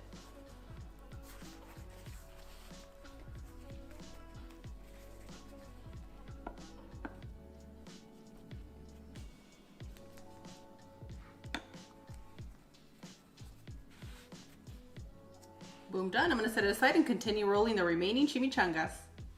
I've already warmed up my oil, and a way that I check it that most of you know is I stick a wooden chopstick, a wooden spoon, toothpicks, anything that's wood and not coated. And once you see those bubbles, that means that we're ready to fry. If you see smoke coming out of your pan, that means it is way too hot. Place your chimichanga in your frying oil carefully, and we're gonna continue to fry for max 2 minutes, okay?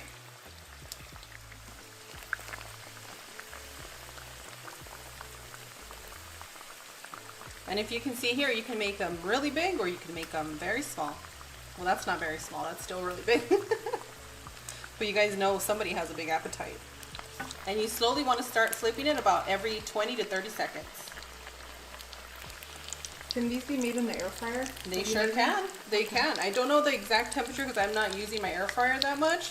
But for those of you that make chimichangas in your air fryer and you want to share with the rest of our friends, you're more than welcome to leave a comment. And once your chimichangas are nice and golden, that means that you gotta take them out of that oil. And I'm gonna continue with the remaining chimichangas.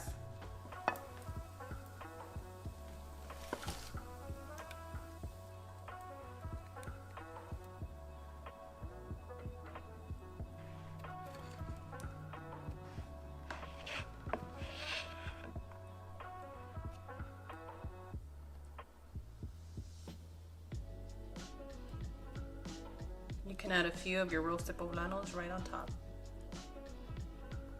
And boom, done. All right, someone's ready for a taste. This looks so good.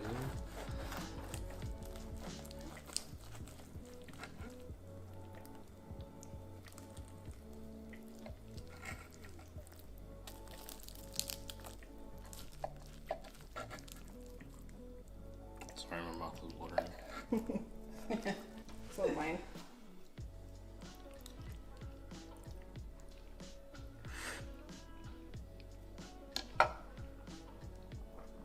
Oh my god.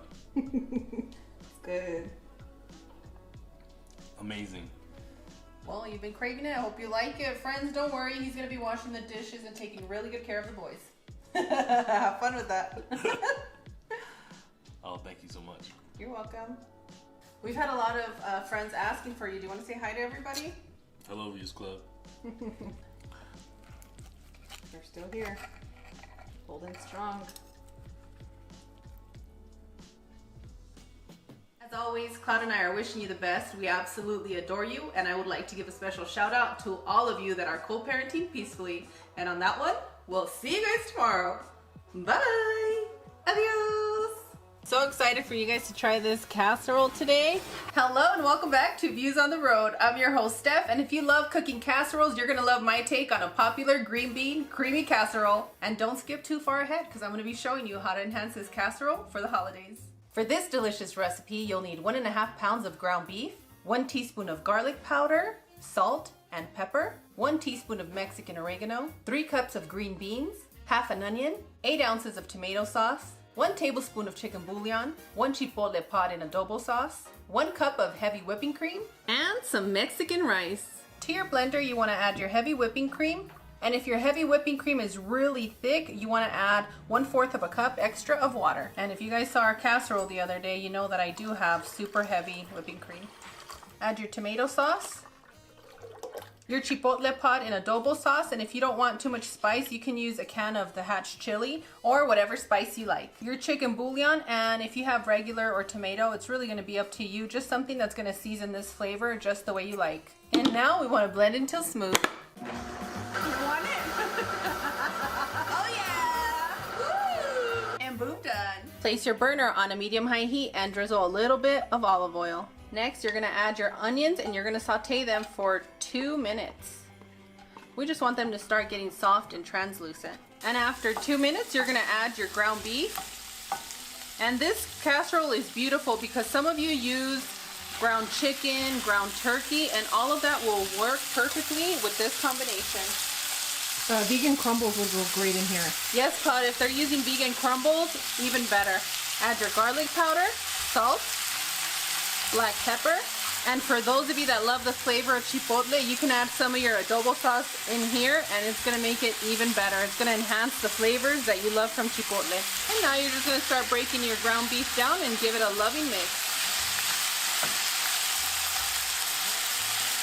Once you've combined your beautiful ingredients, you're going to lower your temperature to a medium heat and you're going to continue to cook until you don't see any of the pink in the ground beef.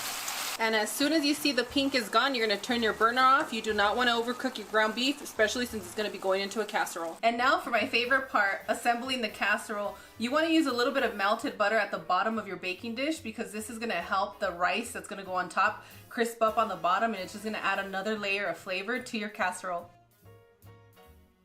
And if you're not using butter, that's okay. You can add a little bit of olive oil and it's going to achieve what we're trying to do here, that little crisp. Our first layer is going to be our Mexican rice. I showed you how to make this rice several times and you can find it in our holiday feast recipe. My kids love it this way. I think that's about 2-3 cups. And having a little bit extra of this rice is not a bad idea. It never goes to waste in this house. Next, you're going to layer your ground beef and make sure that you're including all that delicious juice.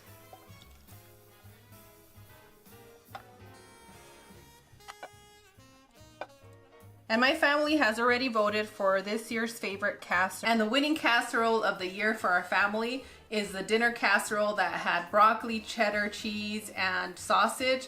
My family went crazy over it and that was our winner this year. But let me know what your favorite one was down in the comment section. And now you're gonna add your green beans.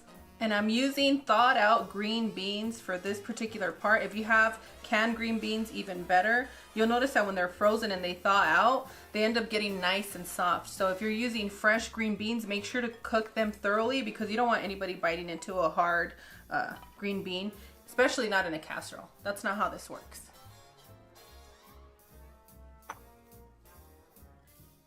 And last, you're gonna pour your delicious sauce over your green beans. Remember, taste your sauce, and if you feel that your sauce needs a little bit more salt, more chicken bouillon, you can do that. And in order to get all that delicious sauce, I used 1/4 of a cup of water, shook it, and now it's time to pour it into our casserole. And now for your topping, you can use your fried onions, you can use your crispy jalapeno toppings, and if you don't have access to these, not to worry. You can also use panko crumbs. If you're going to use panko crumbs, make sure to add a little bit of oil or melted butter, combine it, and then sprinkle it on top of your casserole. But if all else fails and you like spice, you can try some of your pickled jalapenos. Will work great right on the top. Add a little bit of fun. And some of you are going to add cheese to this, but today I'm not feeling too cheesy. I've had a lot all month. And my godson loves to watch our show, and this is oddly satisfying to him. So here you go, godson. I hope you enjoy this. sprinkle your fried onions over the top. Today I'm going to do a mixture of onions and a little bit of the crispy jalapenos.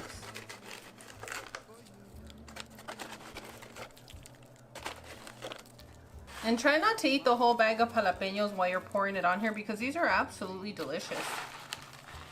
Those go great on salads. They do. They usually find them in the salad section, but you can use them for just about anything, even as a small little snack.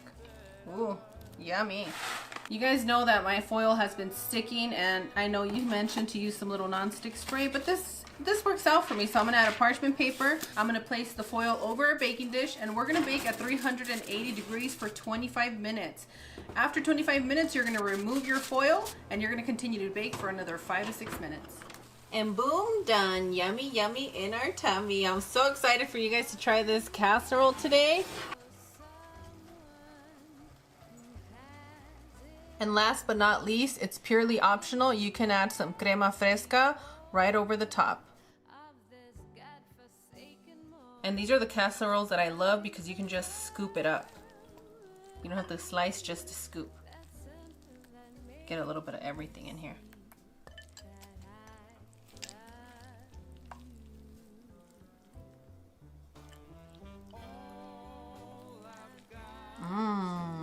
The green beans smell delicious. And I am gonna need a little bit of extra crema fresca. I'm gonna need somebody very special to say Buen provecho, ejotes. You said buen provecho ejotes to me. I can't with you.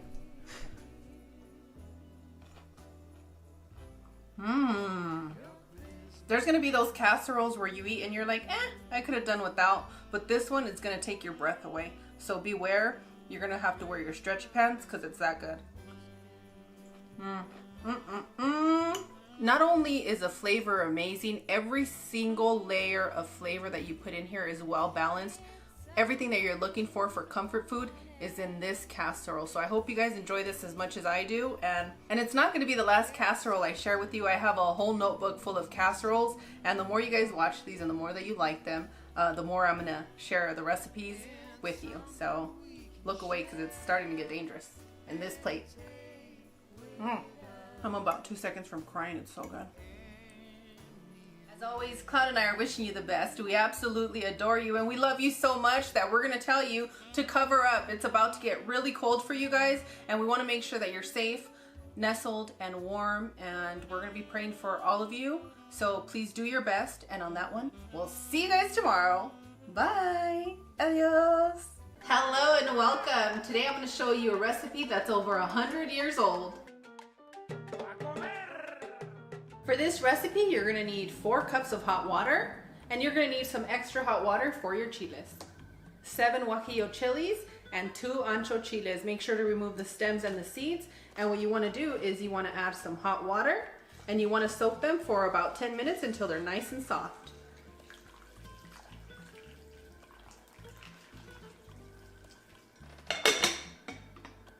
One pound of ground pork, 8 ounces of chorizo, 2 tablespoons of all-purpose flour, and your desired amount of bolillo or telera bread. 2 chipotle pods with adobo sauce, 1 teaspoon of ground clove, 1 teaspoon of cinnamon, and about 4 garlic cloves. 1 teaspoon of ground cumin, 1 teaspoon of thyme, 1 teaspoon of Mexican oregano, salt to taste. Thinly sliced lettuce, half of a thinly sliced onion, and avocado to taste. Take your flour and dust your bread, and what you want to do is you want to close your bag and you want to shake it so that we can coat all of our bread with the flour.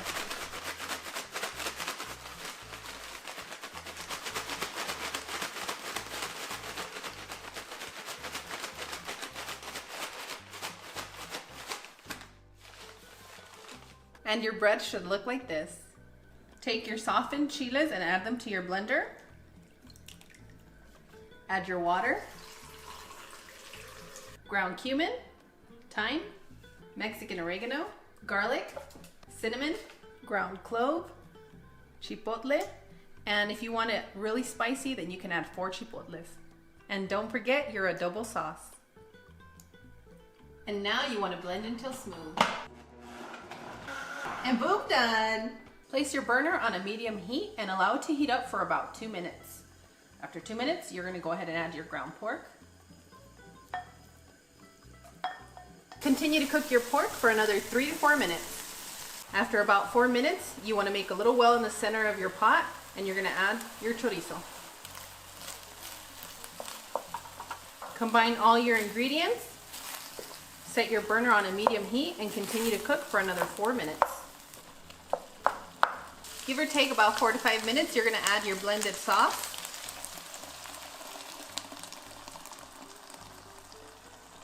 Combine all your ingredients and continue to cook on a low heat for 15 to 18 minutes, and not to worry friends, you do not need a lid for this part. Make sure to come in periodically and stir your pot. And what you want to do after about 8 to 10 minutes is you want to taste the sauce, okay? And the reason you want to taste your sauce is because you want to make sure that it's seasoned well, and depending on the chorizo that you're using, you never know. So go ahead and taste your sauce, and if you need any salt, this is the time where you would sprinkle your salt, mix it in, and continue to cook for the remaining minutes. And remember, your salt is to taste. Go light, don't go too heavy, because you can always add, but you can't take it out. Ooh, a magic potion. Yummy, yummy, yummy. And you don't need to add chicken bouillon in here because the spices take care of all the flavoring and all that, right? This is a well-seasoned dish. You do not need chicken bouillon unless you're addicted. That's a different story, and that's to taste. And you can sprinkle it right on. You sure can. We have a saying around here in this channel, and it is, make it comfortable for your home. That is correct, Cloud. And after about 18 minutes, our ingredients are fully cooked, our sauce is nice and thick, and now we can start preparing our pambazo.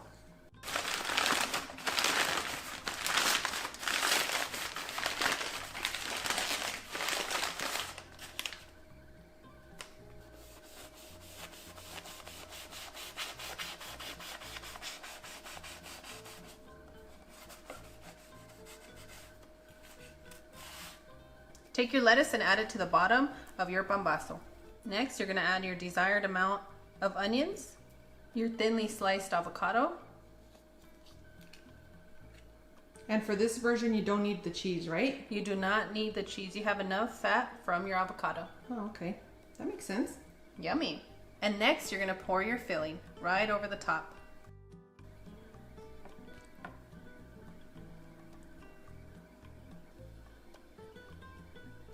And next, you're going to take the top of your bread, you're going to dip it into your sauce, and you're going to place the hat. And boom, done, amigos. Who's ready for a bite?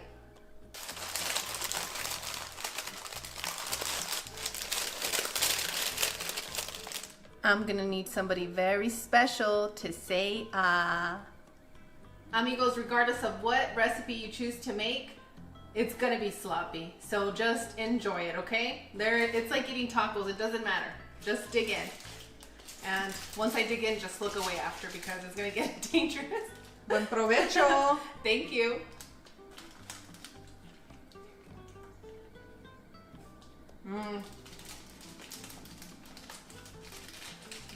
That's magical. You have a little bit of chili on you. Well, when they ask me how I got my smile, it's not going to be the Dark Knight movie. It's going to be your pambazo filling. So good. It's so flavorful and seasoned.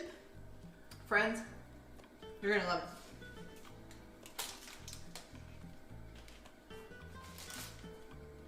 it. And this is why we cook our street foods at home, because it gets dangerous. You have sauce and you do look like the Joker right now, and I love it. Oh my gosh. But you're the sweet angel, little Joker, if one existed. Thank you. I love when you clown on me anyway. I just hit a pocket of flavor that burst in my mouth. So friends, when you guys try this recipe, please come back and let me know how you enjoyed it. And if for some reason you got a smile from this pambazo, go ahead and tag me on Instagram. I would love to repost you on our channel or on our page. Or both. Channel or both. We'll put you guys here next. But yeah, this is a winner for sure. As always, Cloud and I are wishing you the best. We absolutely adore you. We want to take the time to thank our new subscribers, and for those of you looking for the traditional street food pambazo, go ahead and click this recipe right here. And on that one, we'll see you guys tomorrow. Bye! Adios!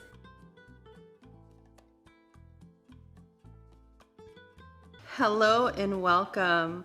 Amigos, I can't stop making this incredibly easy and delicious dish.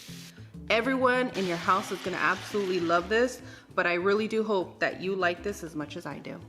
In this bowl, I have some chopped pork butt in nice big chunks. And if you don't have pork butt, you can use whatever pieces of pork you have that have a lot of the fat on it. That's what we want for this particular recipe. Take your salt and sprinkle it in your bowl. Add some chili powder, and today I'm using guajillo chili powder, black pepper, onion powder, ground cumin, and some Mexican oregano.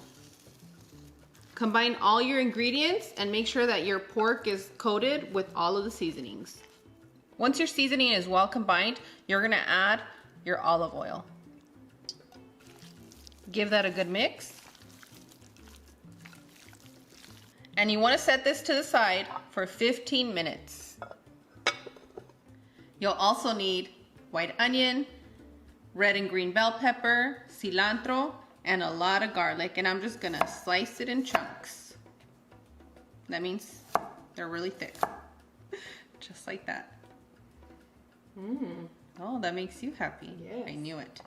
And this is optional, but Cloud loves it when these little tomatoes burst in her mouth, and that's exactly what we're gonna do today. We are gonna be using these little tiny tomatoes, but if you have Roma or whatever tomatoes you have at home, they will work for this recipe. Set your burner on a medium heat and allow it to warm up for 3 minutes. Once your pan is heated up, go ahead and start adding your pieces of pork.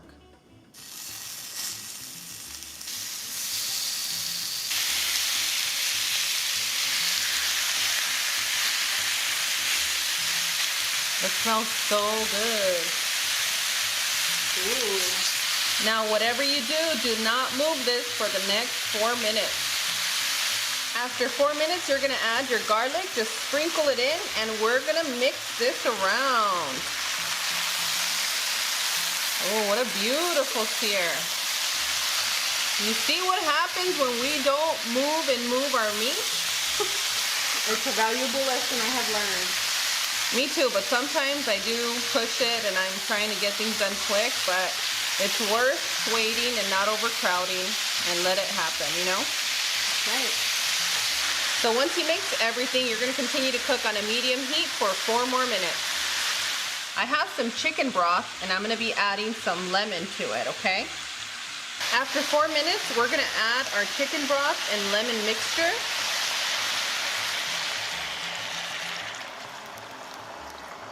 Place your burner on a low heat and we're gonna continue to cook for 25 minutes. And after 25 to 30 minutes, you want your sauce to get to that point right there. Can you guys see that? Where it's almost gone, but it's still there? We see it. Perfect. So that should take you anywhere from 25 to 30 minutes. When you get to that place, you're gonna start adding your onions.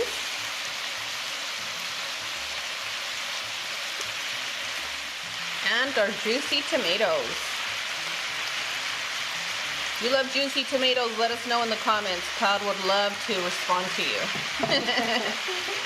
And go ahead and mix all your ingredients well.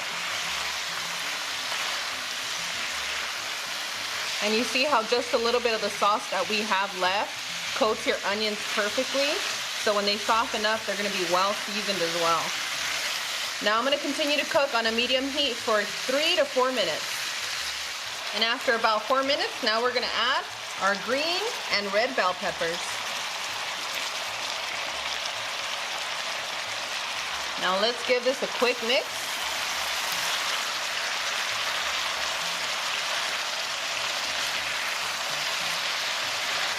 I'm really feeling this today. You know, yummy. I can't stop making it. Every time I make it, I just want to eat more of it. It has just a well-balanced heart to it that just with the pork, it's out of this world. The other thing I like about this dish is that it doesn't feel too heavy after you eat it. Even if you eat it with rice, it feels really light.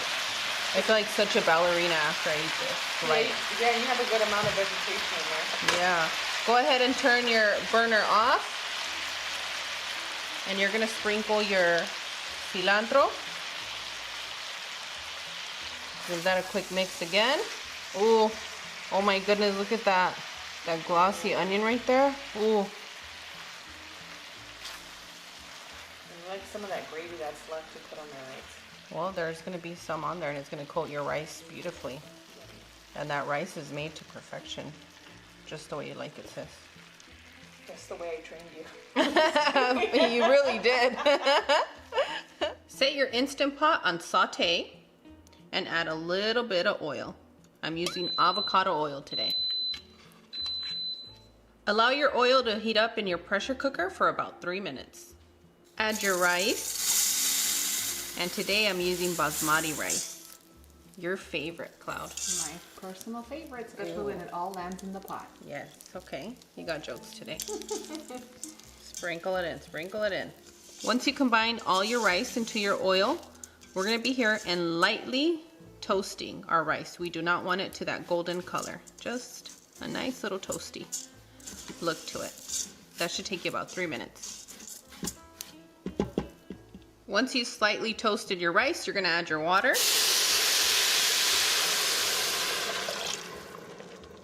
Lemon juice. Go ahead and stir and make sure all your rice is underneath that water. Seal the deal. And we are just gonna place this on our rice setting. Once your rice is ready, you wanna allow it to stay in there until the pin drops on its own.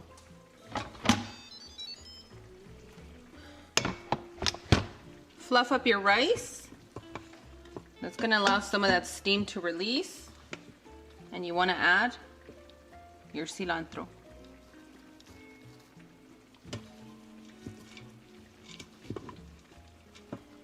And boom, done. Cilantro lime rice in your pressure cooker.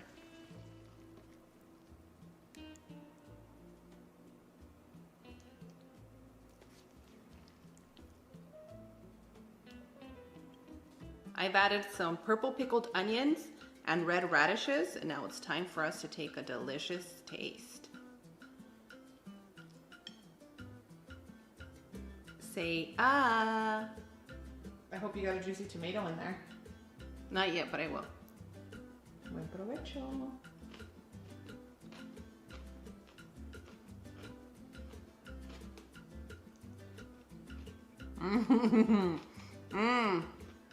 The tomato did it. It's That whole magical. combination is amazing. I really love dishes like this that keep you engaged because I want to just hop everywhere and just keep eating.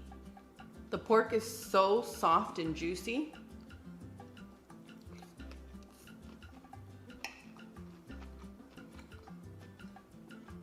Every bite has flavor, right? Good job on this creation, girl. I love it. Bring some more recipes out of the vault. I see all those notebooks in your room. I don't think anybody wants to see my creations. Oh no, don't start. No, not right now. You're loved, you're appreciated. We want these secret recipes out. Everything's already been done. It's just a way of transforming them, and I am really good at transforming them and creating them. If you don't release those recipes, girl, I'm gonna sell them on eBay, those books. As always, Cloud and I are wishing you the best. We absolutely adore you. And we want to give a special shout out to all of our silent viewers and also our subscribers that have gone missing. If you guys see them, let them know that we're still uploading recipes for you guys. And on that one, we'll see you guys tomorrow. Bye! Adios! What do you mean missing? Can you come back and explain? Really, I don't know where you guys went. You asked me for recipes. I posted them. I didn't see you respond. So now I'm making what I want. I hope you guys like it. No, but seriously, we do miss some of you. We know life gets busy, but we do miss you. Yeah, I've been thinking about a lot of people that I haven't seen. So if you guys see them, let them know that I'm still here, Cloud is still here, and we're still hungry. That's correct. Hello and welcome back, amigos. Today I'm going to show you how to make creamy chicken and potatoes. For this recipe, you're going to need 3 chicken breasts, and you want to slice your chicken breast into thin little strips like this. Now, what I did with the thick part of the chicken breast is I just butterflied it a little bit, but I didn't butterfly it all the way through. Align all your chicken strips and just slice them in half. And I'm going to continue slicing the remaining chicken the same way. Once you're done slicing your chicken into strips, go ahead and add 2 tablespoons of baking soda. And what that's going to do is going to give us a tender piece of chicken, and it's also going to eliminate odor. I'm going to let our chicken set for about 10 to 15 minutes, and while it's setting, let's go over the remaining ingredients. 5 to 6 red potatoes, 1/3 of a cup of all-purpose flour, 1/3 of a cup of cornstarch. Add your cornstarch to your all-purpose flour, 1 teaspoon salt, 1/2 teaspoon of ground cumin, and 1.5 tablespoons of chicken bouillon. 1.5 cups of heavy whipping cream, 1/2 cup of warm water. To your warm water, add your chicken bouillon, and if you have chicken broth, go ahead and use that instead. And today you're using the natural chicken bouillon without MSG. That is correct. I can tell the difference now. 1 medium sliced white onion, 2 tablespoons of butter, and friends, one thing we all agree on is Kerrygold butter is the best out there, especially for home cooking. 4 garlic cloves and 1 chipotle pod with about 2 tablespoons of the adobo sauce. To your blender, you want to add your heavy whipping cream. And if you don't have heavy whipping cream, make it comfortable for your home. That is correct, Cloud. Thank you for helping our friends out. Next, you want to add your chicken broth or your chicken bouillon and warm water combo, which ends up being the same thing with extra flavor. Garlic, chipotle, and your ground cumin. Next, we are going to blend until smooth. And boom, done! I rinsed our chicken and I made sure to pat dry and remove all the excess water. Next, you want to add your salt and combine. Next, you're going to combine your flour and cornstarch mixture and add half at a time. We just want to coat all of our chicken evenly, but you don't want to overdo it. So depending on the size of your chicken, you're going to need about 1/4 of a cup or 1/3 of a cup. And once you're done, make sure to clean your area and clean your hands. I'm going to start a pot of boiling water so we can start boiling our potatoes, and then we're going to move on to the chicken. To your pot of boiling water, you want to add your potatoes and be very careful. I don't want you to burn yourself. As you splash me. And I just want you to boil these potatoes for about 8 minutes. You want them to be a little bit al dente, not fully cooked, because we are going to be straining them and adding them to our delicious pot that we're going to get started on right now. Set your burner on a medium-high heat and add your desired amount of oil. You're going to need enough so that we can sear our chicken. Allow about 30 seconds for your oil to get warm and add your butter.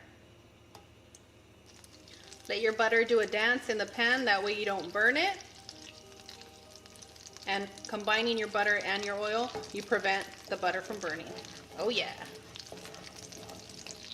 And next, you want to start adding your pieces of chicken. Make sure not to crowd your chicken so that we can get a really good sear.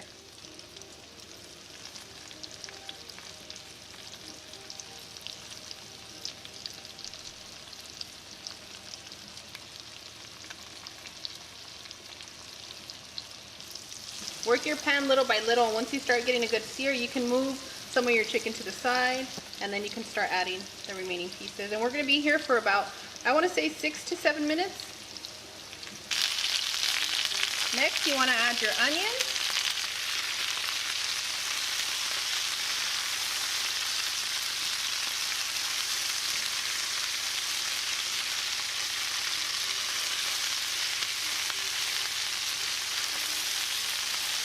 We're going to add our potatoes and our sauce to our cast iron. And to our blender, we still have a little bit of sauce stuck, so I'm gonna add about 3/4 of a cup of water. I'm gonna shake it up. You didn't tell me it was gonna smell this good in here. It's so good, right? That garlic really comes through. And you wanna pour it right on in. Go ahead and mix your ingredients gently.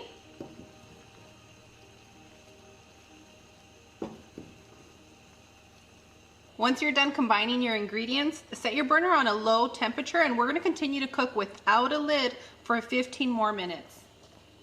And after 15 minutes, we are all done. What I like to do is I like to sprinkle a little bit of cilantro over the top for a garnish and also for flavor.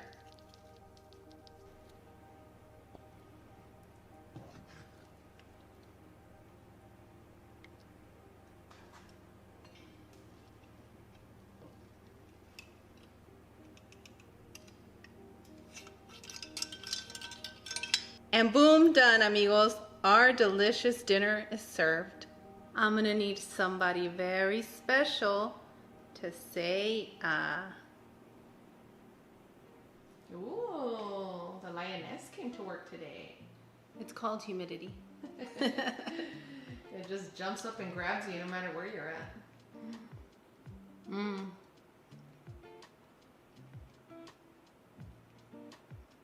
I have a trivia question for you. If it's hot and humid, what do you eat? Who, me? Yes. I eat whatever I'm craving. I'm the same way. I really do. Friends, everything in this plate is so soft and tender. The chicken is cooked to perfection with so much flavor. You're gonna love it.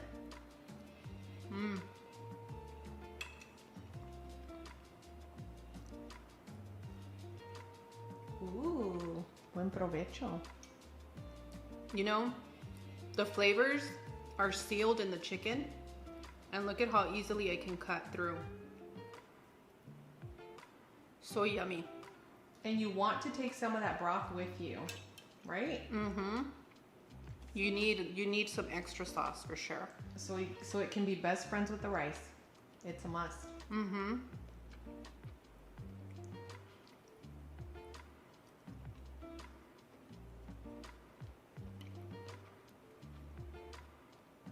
Yummy. And if you don't have red potatoes, that's the best for this dish. Use gold or russet potatoes. It's gonna work out. And what if I don't have chicken, but I have everything else? Okay. But this chicken is a showstopper. It really is. You have to try it.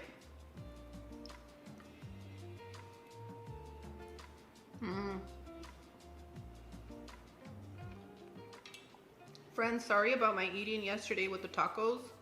I didn't mean to offend anybody. It's just that when it's me and tacos, it gets really intimate, and we're eating here in my home with friends. So that's how I enjoy tacos, and I enjoy food.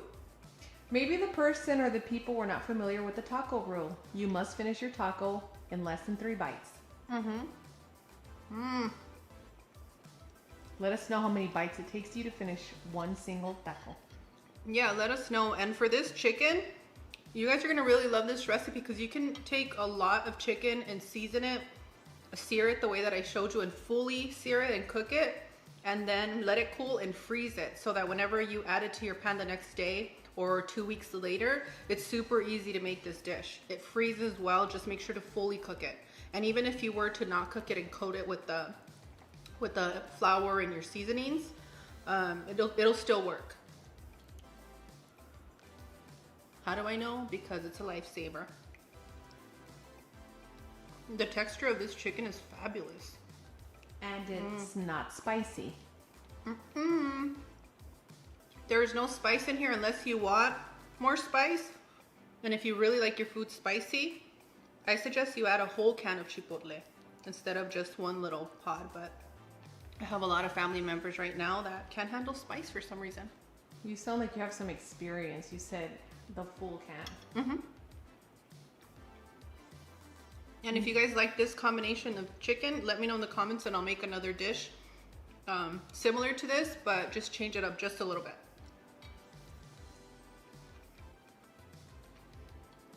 I have a feeling that everybody watching is gonna end up making this recipe. It's always the stewy or the guisados that families end up loving the most, right? Yes, this is a very, very special dish, and I think you guys are gonna make it famous, just like you've made a lot of our dishes famous. So thank you guys so much, and I hope you enjoy and that you feel loved and cared for by Cloud and I. We love you, kids, and I mean all of you. Hope you have a nice weekend. And now I'm gonna mix the rice with all this sauce, and I'm gonna have to get more. Ooh.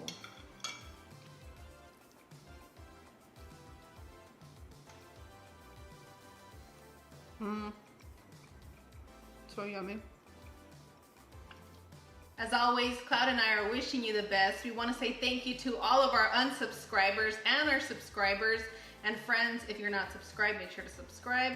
Click the bell for notifications. Give us a thumbs up. And if you guys do that, Cloud will be a lot nicer to me because I always forget to say that. And on that one, I'll see you guys tomorrow. Bye. Adios. Hello and welcome back, amigos. Today I'm going to be showing you how to make the best meal prep chicken you'll have this year. It's not just good for tacos, which is what I'm making right now. It's also really good for to put over your rice if you want to place it into a torta, a sandwich, your tostadas. And the best part of this chicken is that if you serve it, it gets a little bit cold in the lunch. Don't worry, it's still going to taste really good because we have a cold yogurt sauce that's absolutely divine. So go ahead and keep watching if you want to learn how to make these tacos, and most of all, if you want to make this chicken. I took some chicken breast, I butterflied it, and I tenderized it nice and flat, and now we're going to start seasoning our chicken. For your seasoning, you'll need 1 clove, and that's the spice, half a tablespoon of onion powder, 1 teaspoon of black pepper, half a tablespoon of salt, half a tablespoon of Mexican oregano, half a tablespoon of ground cumin, 1 teaspoon of sugar, and 2 cloves of garlic finely chopped.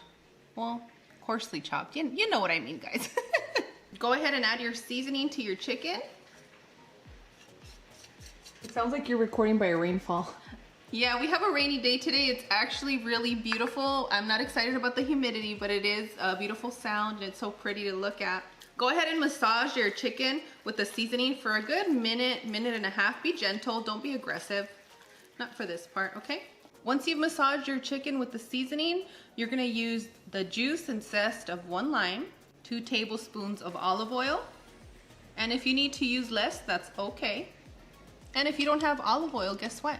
You can make it comfortable for your home. You're gonna add 1/3 of a cup of chopped parsley, and flat leaf or the curlier one will work. 1/3 of a cup of chopped cilantro, and if you don't want any of these, guess what? This chicken is just gonna be so well seasoned that you're not gonna skip any flavor in your chicken. You're gonna be okay, I promise. So we're gonna go ahead and massage this for another 30 to 40 seconds just until it's well combined. And boom, done, amigos. Our chicken is well seasoned. You can save your marinade for later use. You can freeze it, but what we're gonna do, we're gonna place this right into our multi-cooker. One of our Views Club friends suggested that we get the Aura Pro Instant Pot, and friends, we are not disappointed. So we are gonna get started today, and we are gonna press our sear button. Cloud, can you help us out? Sear, saute, saute. Hey! Okay, friends, this is your Tia Cloud telling you, just like I tell my sister, do not touch the pot. Wait 3 minutes, and you'll smell the heat in the air. And now we're ready to saute some pollito.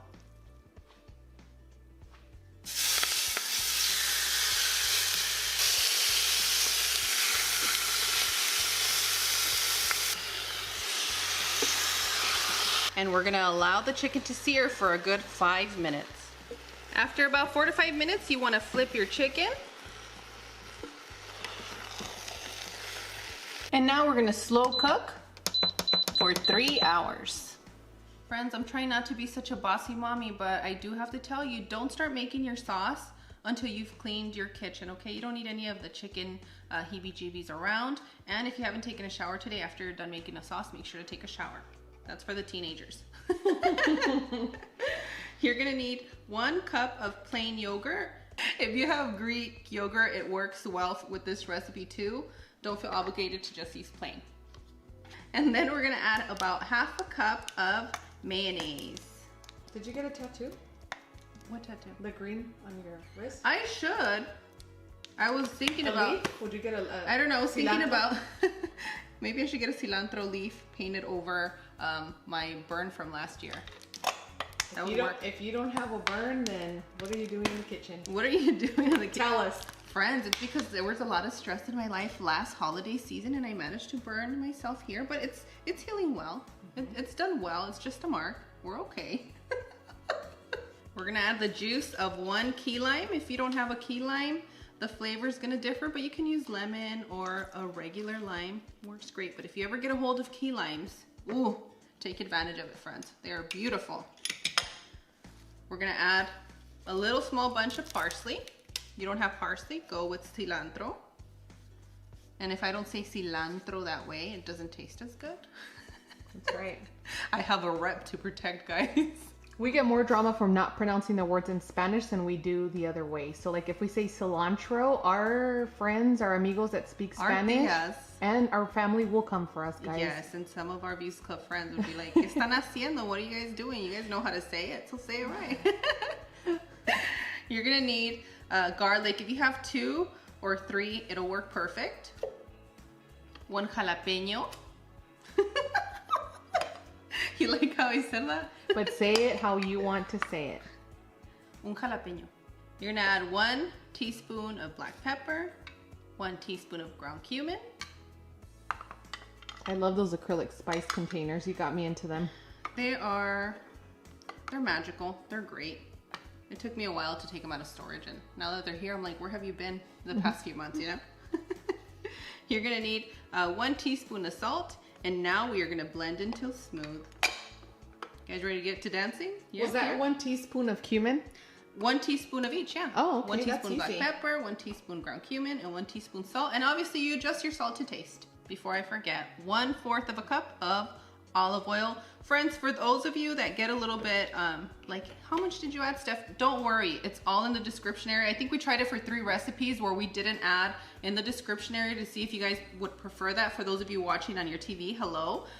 So everything's in the description area, and I'm trying my best to let you guys know the measurements as we cook. And boom, done. And boom, done, amigos. Our chicken is ready. It's juicy, it's tender, and I'm just gonna take it over to the chopping block, and I'm gonna chop this up into little pieces like you would see at a taco shop, because apparently I can't get enough tacos.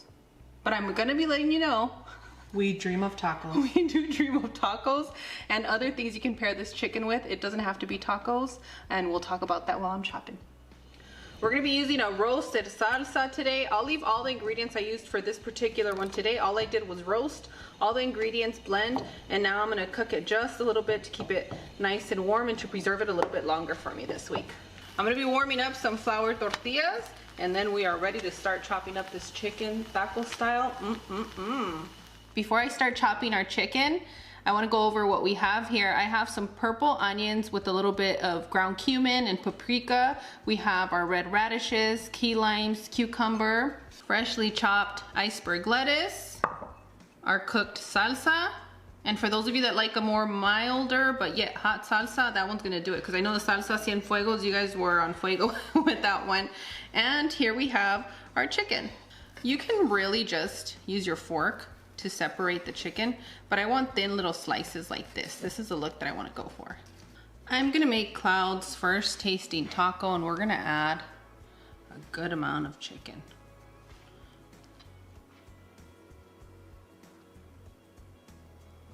Don't be stingy with the sauce.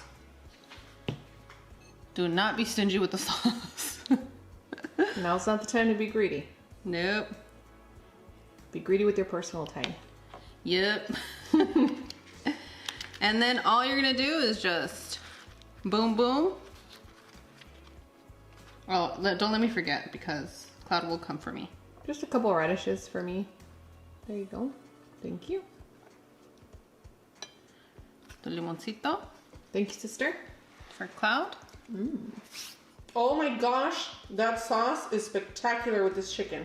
And I'm gonna need somebody very special to say Buen provecho. Se va y se corre con el taco. Ah, iba a decir con el borracho, pero. Hey, hey, hey. Cloud has jokes today. For those of you that know, talk to me in the comments. You're awful. Necesito más salsita. Yummy. I can't get enough spice lately. I don't know what's going on with me. I love it. Me encanta. Oh, did you buy the Costco side of Texas coffee down there?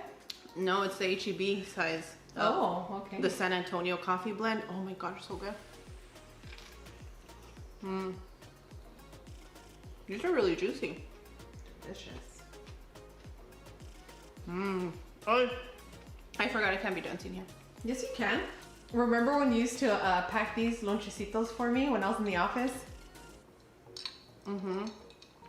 I think everybody that remembers me doing mukbang remembers when I used to tell them, if you have a single, a family member or whatever, make sure to help them making dinner, picking up the kids at school.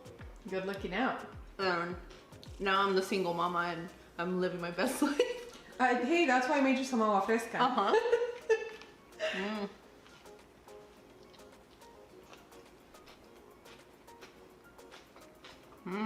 All right, we have a tip for you. I remembered. You can make the same dish with different kinds of protein. You can use pork, and you can use fish, and is that it? Oh, tofu. You can use tofu as well. Sear it. You have to sear it. Sear it and then add the seasoning and then cook it for a few minutes if you're using tofu. Don't put your tofu in the multi-cooker though. Use that one on the stovetop, right? And this recipe is not just for the multi-cooker. You can do this on your pan.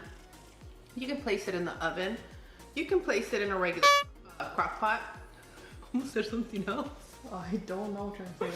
As always, Cloud and I are wishing you the best. We absolutely adore you. Please let us know if you make this recipe. And we want to give a special shout out to all of you who are driving and not texting. And Cloud's giving me that look because she was almost hit by a texter on the road. So if you're texting, put your phone down, take your time. You are valuable to society and to your family. So don't text and drive. And if you haven't subscribed, make sure to subscribe, click the bell for notifications. And on that one, we'll see you guys tomorrow. Bye. Adios. Hello and welcome. It's that time of the year when we all need a cozy treat. And today we are going to be making arroz con leche.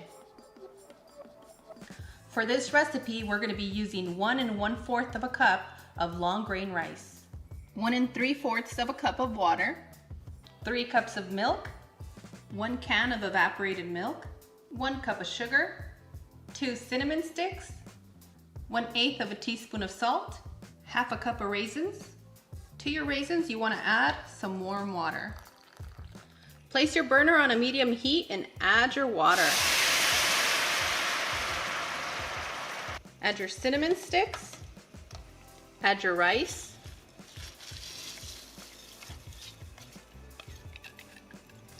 once your water comes to a boil, go ahead and place a lid over your pot and continue to cook on a low heat for another 10 to 15 minutes. Place your burner on simmer and add your milk. Next, you want to add your evaporated milk, sugar, salt. Combine all your ingredients and we are going to leave our pot on simmer until our rice is ready. After 10 to 15 minutes, go ahead and remove your cinnamon sticks. And this is a part where you want to taste the texture of your rice. You don't want it to be too mushy, and if for some reason it's crunchy, you're going to have to cook it another 2 to 3 minutes until it's nice and soft, or you get more of an al dente texture. Next, you're going to add your milk. Combine all your ingredients, and for those of you that like raisins, this is a part where you're gonna add it, but right now our family's been going through debates about raisins or no raisins, so I'm gonna keep them out and I'm gonna be adding raisins individually to mine. Continue to cook on a low heat for about 10 minutes. And after about 10 minutes, you'll see that everything is well combined and cooked. And my recommendation to you is gonna be to continue to cook your arroz con leche till you get the consistency that you're comfortable with. I'm gonna need somebody very special to say ah.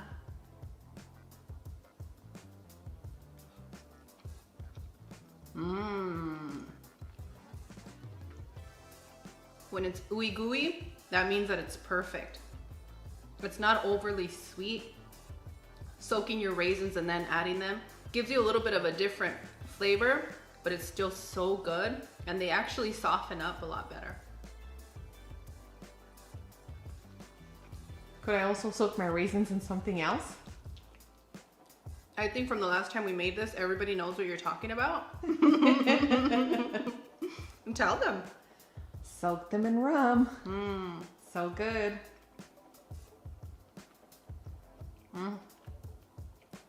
This is comfort food at its best. And your rice is nice and soft. And it's not mushy, which is the best part. I don't like mushy arroz con leche. Me salió lo sonorense. A mushy? Leche. Mushy mushy. No, como te dije, leche. Leche y mushy mushy. This is such a delightful treat. Let us know in the comments what this recipe reminds you of. And if you've never made it before, don't worry, you got this. The direction and any extra tips that I have are gonna be in the description area. And it's holiday season already for me. I already started where I want all holiday food. I wanna be with family and loved ones. And we hope you guys take care of yourselves because we love you. And thank each and every one of you for your sweet messages. You guys had me blushing.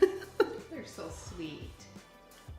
As always, Cloud and I are wishing you the best. We absolutely adore you, and we want to thank you for joining us on this beautiful day. And on that one, we'll see you guys tomorrow. Bye! Adios! Hello and welcome back. Look what we have frying up, amigos. We are making fried quesadillas with fresh corn masa. It's gonna be nice and crispy on the outside and ooey gooey on the inside. I'm gonna be showing you a few little things that we added inside of our fried quesadilla, and it doesn't stop there. We made a hot lava salsa that you're absolutely gonna love, so come and take a look and see if it's something that you wanna make. We have them nice and crispy on the outside, ready to come out for you. Ooh, it's excited to meet you today and to see most of you again. And our hot salsa is a cooked salsa today, and it's cooked to perfection just like you. What you'll need for this recipe is fresh masa. If you don't have access to fresh masa, you can use your instant corn masa. Your choice of melty cheese. Today we're going to be using La Chona and H-E-B's Queso Asadero. They melt to perfection and they are ooey gooey and perfect for this recipe. And for those of you that need a little extra protein, I'm going to make it a lot easier for you. Go ahead and buy yourself a pack of chilorio. It is absolutely amazing for tacos, and it's going to go excellent with this fried quesadilla. And for our masa, you're going to need 1 tablespoon of baking powder and 1 teaspoon of salt. And remember to adjust to taste. And to add that extra sazon, we are going to be making a fresh roasted salsa. You're going to need tomatoes. And look what I got a hold of today. Some red jalapenos, cilantro, garlic, 1/4 of a purple onion, some salt, and some lime juice. And to top our fried quesadillas, we're going to be using some crema fresca, avocado, a little cotija cheese, lettuce, and on the side we're going to be using cucumbers and your radishes. And some purple pickled onions. To your natural corn masa, you want to add about 2 tablespoons of water, and what that's going to do, it's going to help us break down the clumps so that it's nice and soft when we add our next ingredients. Next, you're going to add your baking powder and your salt. And you're going to mix it for a good 2 minutes.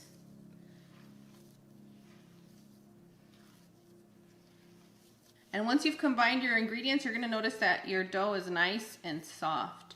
You're going to need about 2 to 3 tablespoons to make your little ball so that we can make it into a tortilla nice and flat, and then we can assemble our quesadilla. Just something really tiny. You place your little ball here. You're going to wrap it with love in your little plastic, and you're going to press like a tortilla. Give it a good press. Looks pretty good to me. Now you're going to open it up just like this, And this one's just gonna be cheese, okay?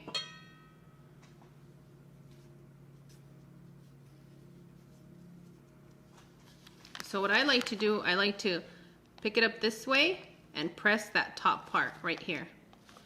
And then what I do is I cup it with my hand, just like that. You can also do it straight on here, but I find that this one gives you a better shape and a better seal.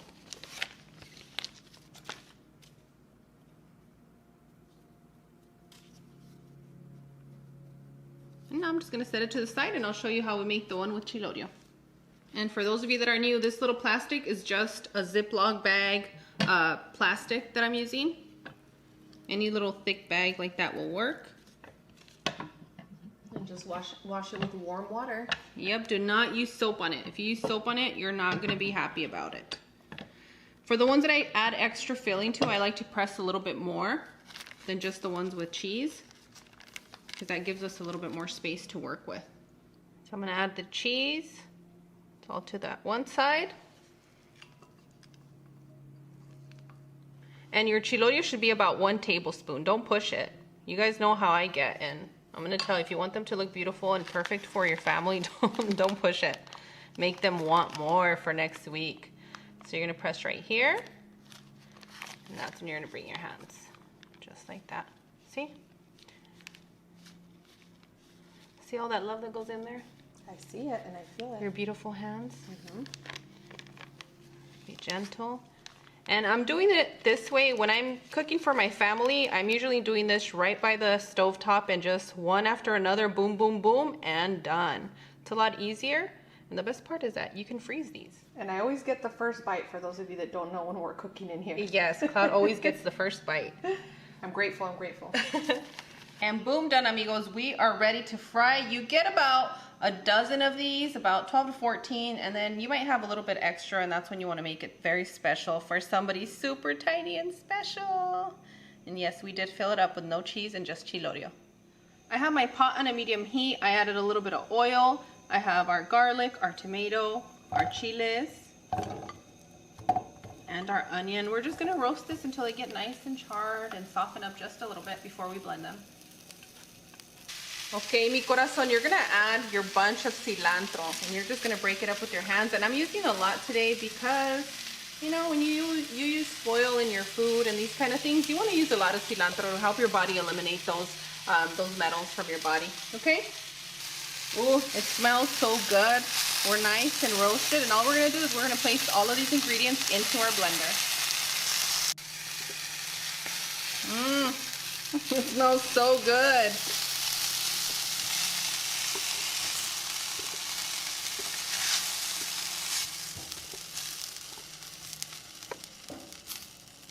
Add your salt, and now we're gonna blend until smooth. And boom, almost done. Add your salsa. I'm gonna add a little bit of water in here. Hot lava. It is hot lava. We're gonna add a little bit of water in here just so that we can get all of our salsa in this pot. Ah, sí, te quería encontrar. Clean as you go, because you don't wanna get anything stuck on your stovetop, and it's just not a good look, guys. Clean up. And we have those kitchen towels linked in our store. If you They're need my help. favorite ones. Yes, if you need help finding them, just let me know in the comments. If you're from Sonora, you know that you have to clean up as you go, porque te regañan, and it's just a lifestyle. It's a vibe, guys. And we know everybody cleans as they go, yes, but this is an actual requirement. Yeah, it really is. Now that our salsa is nice and warm, I'm just gonna switch our burner to a low simmer, just till it's not bubbling everywhere. Keep it nice and calm, because once you raise that, you know, the hot lava comes through, and this is definitely a really amazing salsa. And I hope you guys like it as much as Claude does. This is her favorite salsa. It is. It's a hot lava salsa. I'm gonna check our oil to see if it's ready to fry. You wanna use a wooden spoon, a wooden chopstick, toothpick, something that's not coated. That is wood. You're gonna place it in here. And when it bubbles, that means that we are ready to fry. Woo! Place it in gently. And it should only take us about 4 minutes max to fry our quesadillas.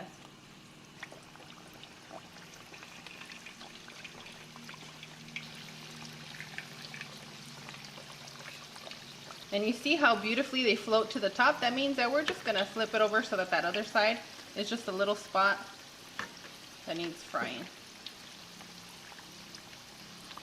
Friends, if you guys like this little clay pot, Cloud has it linked in the description area with a lot more details. And I still love it. It's my favorite to cook with right now. And after 3 to 4 minutes, you'll see that your quesadillas are nice and crispy, and it's time to place them to the side. I like to use a wire little rack. Make sure you're not using paper towels because that's going to take the crispiness away, and we don't want that. Sister, Okay? that's not a rack, that's a basket. It's a little basket, a rack. Ya me conocen. Ya saben cómo soy. Ya saben. And for those of you that don't know what that means, it means you already know how I am. Making it comfortable for my home. That's right. Oh, that one's pouring out some chilorio juice. Yummy. And I'm going to continue frying the remaining quesadillas. While our quesadillas are still frying, I'm going to slice them up right about here. This one's really hot, if you're wondering. Ooh, you see that? I do. Yummy. Next, you're going to add your lettuce. And I shredded our lettuce really, really thin. It's perfect like that. Add your avocado.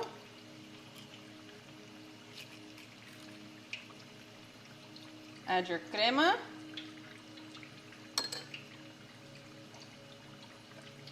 Cotija cheese. Pickled onions. And some of your fresh salsa. If you don't like spicy salsa, this is not the one for you. We can link some in the description area for you. And I'm going to prepare a few more here, but Cloud's going to get the first bite with her pepinos and her radishes. Thank you. While we finish frying the rest of our quesadillas, but you guys are going to be ready for a big, big bite real soon. Thank you, sister. You're welcome. I'm going to need somebody very special to say, Buen provecho. Ooh, we love a good crunch. That's so good. That's so crunchy. I love to do that. Yummy.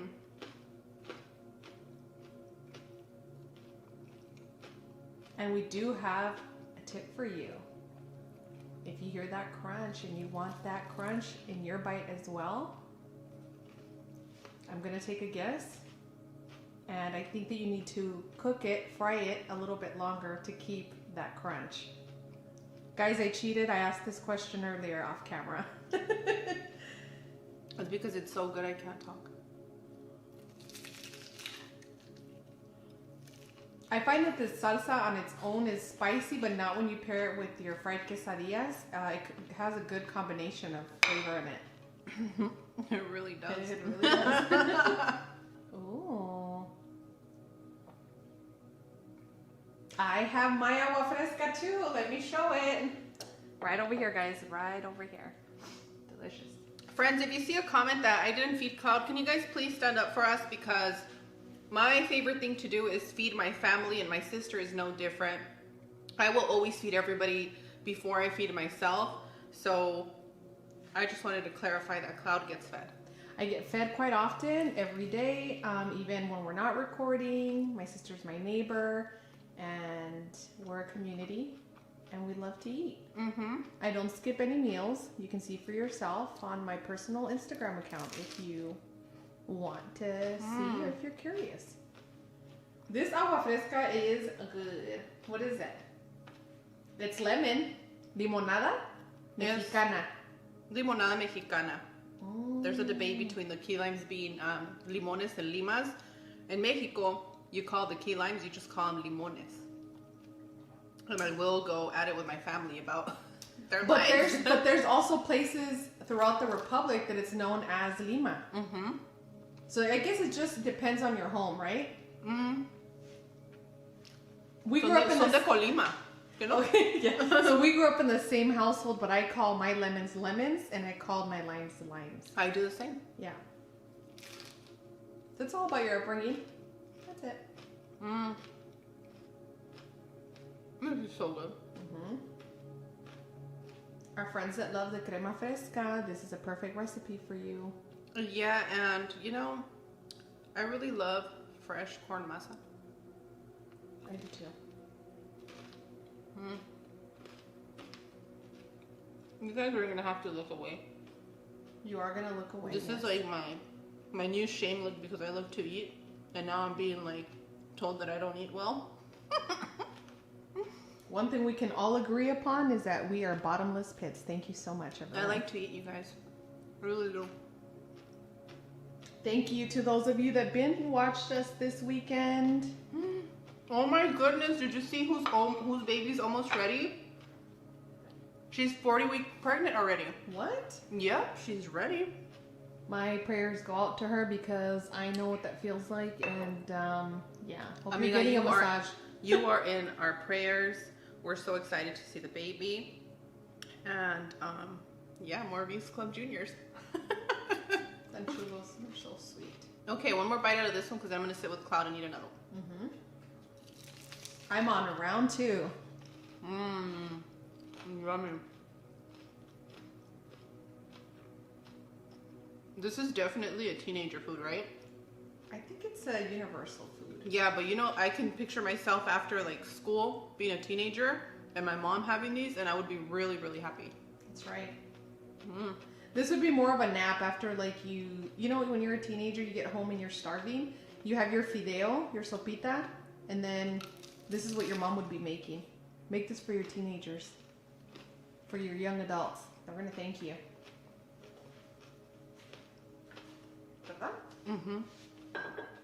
Ooh. Sorry, I can't focus. This is one of the best foods that you're ever gonna have if you love Mexican food. And you know I love chilorio, I love cheese, I love corn, and I love food. Yes. And for those of you who have your puestecitos and you're selling food, this is a great one. It holds well, it reheats well. It'd be great to make this one for selling.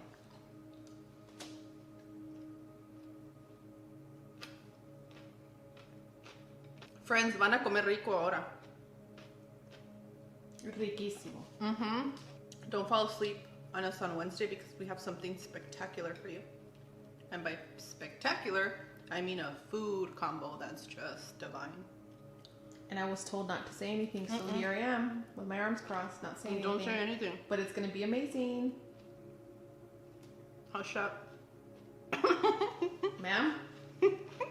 As always, Cloud and I are wishing you the best. We absolutely adore you. Thank you guys so much for all the lovely messages over the weekend. I had a really good time chatting with you guys. And on that one, I'll see you guys tomorrow. Bye! Adios! Hello and welcome. Today I'm going to show you how to make guajolotas. If you like tortas, if you like tamales, you're going to love this recipe. You're awful when you know you say things in front of everybody. That's just going to get me to get super giggly and nerdy. What you absolutely need is you need to get a hold of some bolillo. If you don't have access to bolillo, you can get away with using telera, which is a more rounder bread, and you can put probably 2 tamales in there. But for this recipe, you're going to need some bolillo if you need a recipe on how to make this because you're out of reach from a Mexican bakery or grocery store. Not to worry, I'm gonna link a recipe in the description area. You'll need your favorite tamales, whether they're green or red, not to worry. I'm gonna link a few of our tamal recipes in the description area for you. But today I'm gonna be using my mom's secret recipe, which is pineapple pork because she likes savory sweet, and those are the ones that I'm gonna be using today. You'll need some refried beans, and I kept mine pretty runny today, but if you need help with your beans, I'll link a recipe in the description area. Your choice of queso fresco, the one that I'm using today is called queso fresco campestre from this particular brand. It does taste a little bit saltier than regular packaged queso fresco, but I love it. And these are the kind of queso frescos you get out in the rancho, the ranch, out in the wilderness. It's artisanal. Artisanal, there you go, where there's nobody around for miles and miles. Made by hand. Made by hand. Oh my goodness. And we also have a good You're making me recipe blush. here on the channel. You're making me blush. Guys, I can't focus. I've been so hungry. Some crema fresca and some salsa picante. Friends, this is absolutely amazing and spicy. And to make it easy cleanup, make sure you bring your little papers.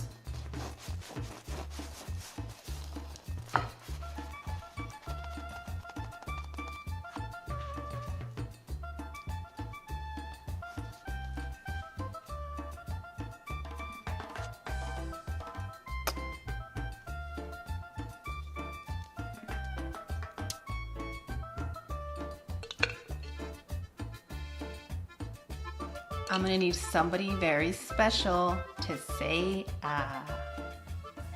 My tip to you is to make it comfortable for your home. If you like fried tamales, fry one up, put it in here. If you love egg, go ahead and fry yourself an egg and place it in here. And friends, the options are endless when you're making a guajolota, and I am ready to take a humongous bite.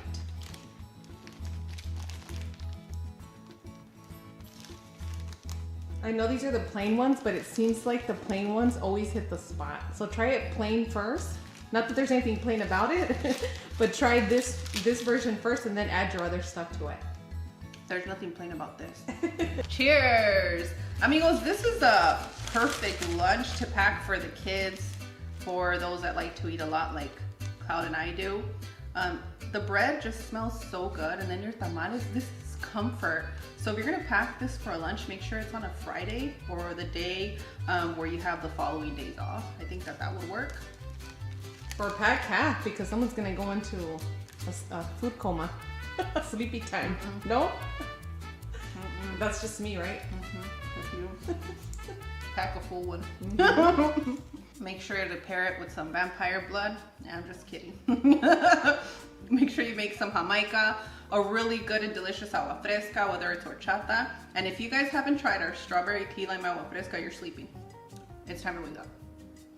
It is. I had that all weekend. It was so good. You loved it? I was a little hyper, but it's okay. You can make them into bolis, into ice pops. It is just so good. The boys absolutely love that one. You can make it into an adult ice slushy. This is amazing. Wait, isn't slushy already have ice, so it would just be a slushy, not ice slushy? It would be a slush. A You slush? can call it an ice slushy. Oh, okay. You make it comfortable for your home.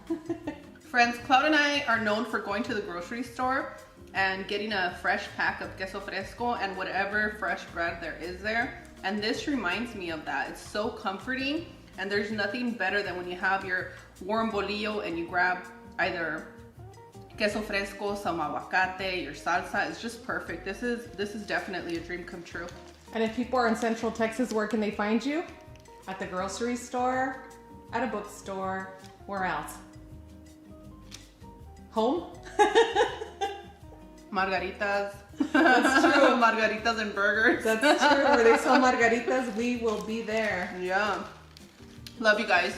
When there is injustice. Bye. Oh my we will be gosh. there. No, just kidding. She's coming out from Santo Poco. No, I was thinking like Duck Queen Duck. Oh, I thought you were talking about the Three Amigos. That movie is so funny, but You're so wild. disturbing.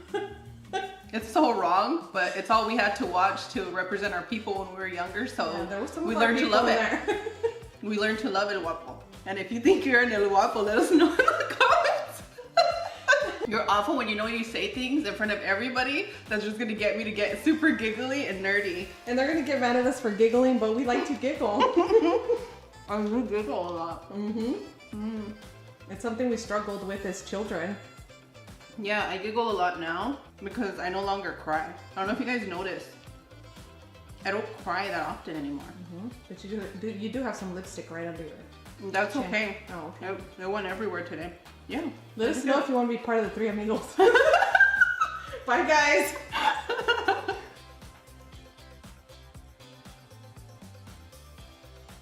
As always, Cloud and I are wishing you the best. We absolutely adore you. We hope you love this take on guajolotas. Cloud and I absolutely love Mexican street food. We can't be in Mexico right now, but we can sure make a lot of these dishes at home. And on that one, we'll see you guys tomorrow. Bye! Adios! Hello and welcome. Today we're going to be showing you how to make refried bean taquitos. We are going to top these with so many toppings that you're going to say, Steph, please stop. And I'm going to say, I can't. Let's get started by warming up our lard. To a medium hot pan, go ahead and add your lard. And friends, if you need a detailed recipe on how to make pinto refried beans, make sure to look in the description and I'll set that link for you. Once your lard has melted, or your oil has warmed up, go ahead and add some chopped onions and chopped serrano or a jalapeno. It's gonna be your preference. Continue to cook for about 2 to 3 minutes until your onions are nice and soft. If your onions get burned during this process, go ahead and toss them and start all over. Next, you wanna add your pinto beans. Next, you're gonna mash your pinto beans, or you can also place them in your blender and then pour them right into that oil. Both of them will work. I'm kicking it old school with you guys. I'm showing my age here. Remember, friends, however you choose to mash your beans is your business. Make it comfortable for your home. Don't let anybody tell you what to do in your kitchen. You're the boss. I switched my burner to a medium-low heat. Nobody wants to smell burnt beans, so take it easy. We're gonna be here cooking them for another 2-3 minutes just so that we can get them nice and dry. Once your beans get nice and dry, where they can just move almost like a little ball for you, then they're ready. You see that? I do. When they look just like your mama used to make them, then you're ready. I'm gonna share a tip with you next that's really important. So those of you that didn't skip, I'm so happy you didn't. Let me show you. This is your tip. If you're using lard from a carton, you have to warm it up before you add it to your beans. But if you have bacon grease, you're okay, right? Yeah, you're okay because that's already cooked, but when you have the lard in the container and it's just a block, you have to warm it up to refry your beans, just like that.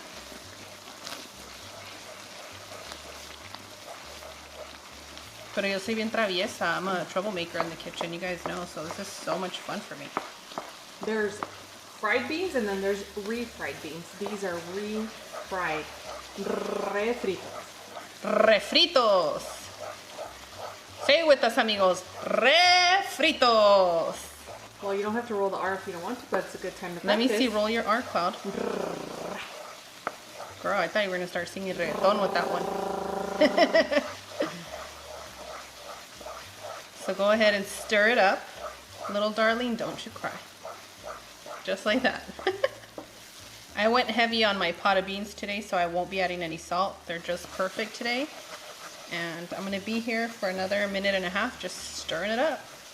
Okay, amigos, once your beans have absorbed all that oil, we are ready to go. For our next step, you're gonna need to warm up your tortillas. You need 8 to 10 seconds on each side, just enough to where they're pliable. And not all tortillas are created equal. Today, I am using the HEB yellow corn tortillas. Let us know what kind of tortillas you're having a difficult time with and what's working for you in the comments. We gotta help each other out when it comes to corn tortillas. And we know freshly made are better, or tortilleria are better, best, but we don't have access to any of that right now. That is correct. In this little bowl, I have our taquito paste, which is about 2 tablespoons of flour and 2 tablespoons of water. And all you have to do is mix and dissolve until you get something nice and thick. Okay, you're gonna take your tortilla and you're just gonna half moon your paste.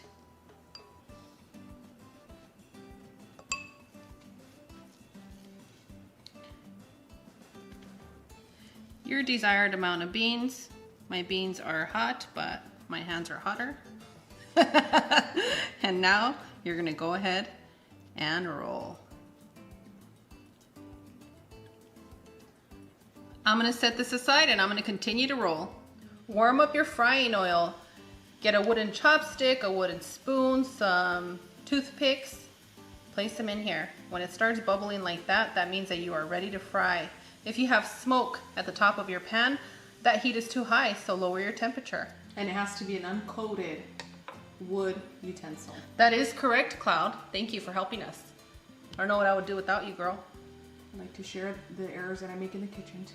Go ahead and start placing your taquitos into your frying oil. And this is gonna happen quickly. What kind of oil are you frying with? Today, I am using peanut oil. I transition from one oil to another while I find my groove, friends.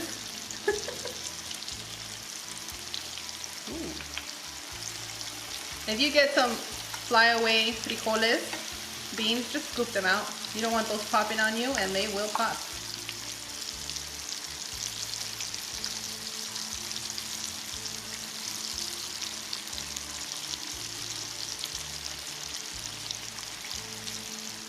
All right, y'all, I'm in front of the class.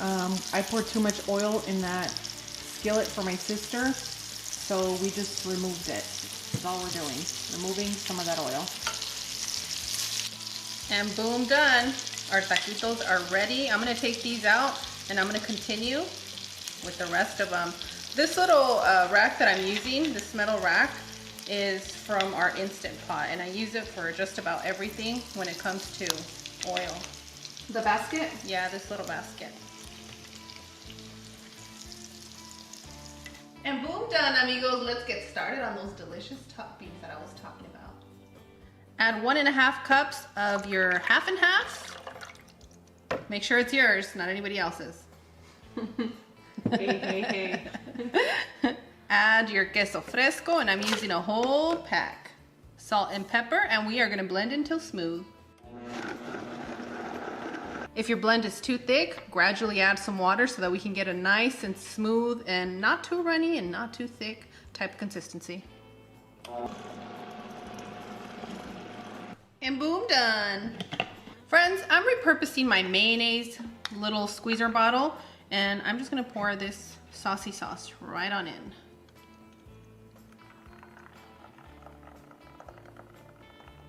If you're gonna need this sauce a little bit longer, go ahead and add half a tablespoon of white vinegar, and it'll help you keep it a little bit longer.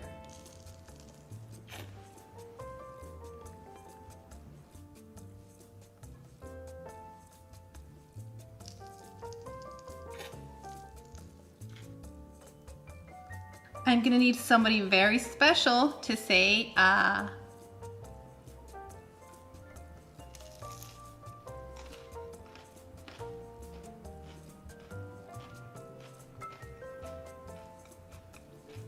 You know when you don't know what to eat and you need something really quick, like a snack, a dinner, this is your go-to recipe. It's super easy to make. Amigos, when you fill your taquitos up with beans, you're gonna know that you're gonna get some fallout. It's the same as frying your potatoes, your potato tacos. So my suggestion to you is to use a little bit less oil and everything will work out smoothly. And let me tell you, it is so worth your time. It's a super affordable recipe. And that's not the only reason I love this recipe. It is just comfort food. It tastes like home. It tastes like something our abuelitas, our mothers make.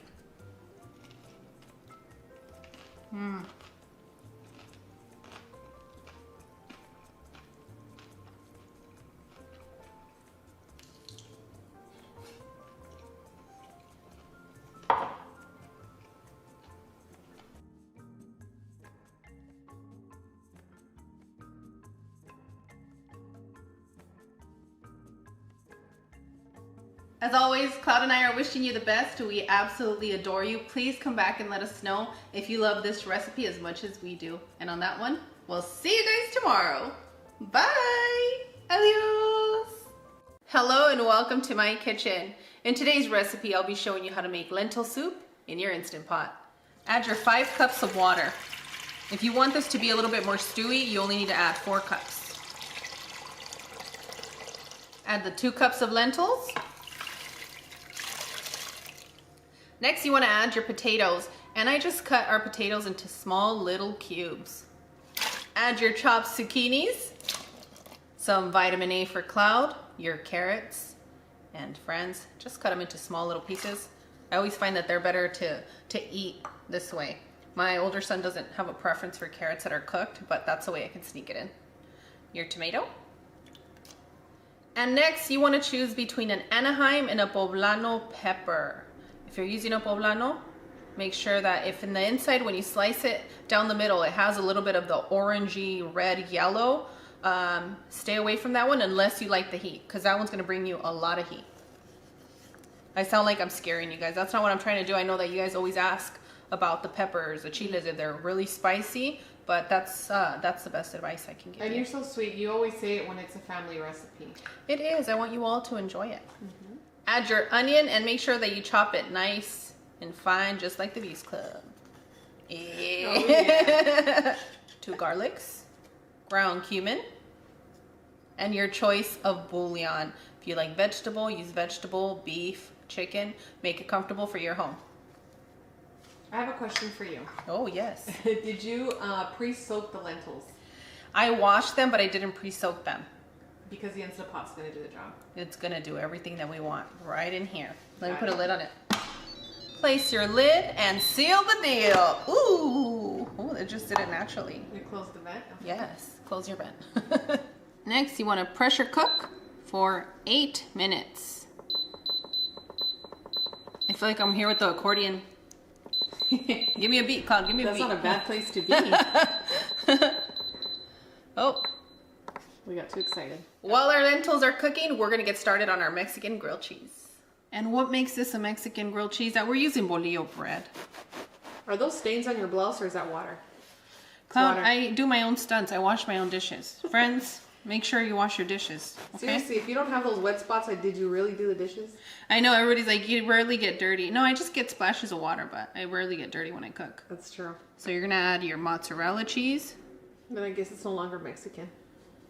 Excuse me? They use queso crema in Mexico. Okay. They use cream cheese there. This is now Mexican, guys, apparently.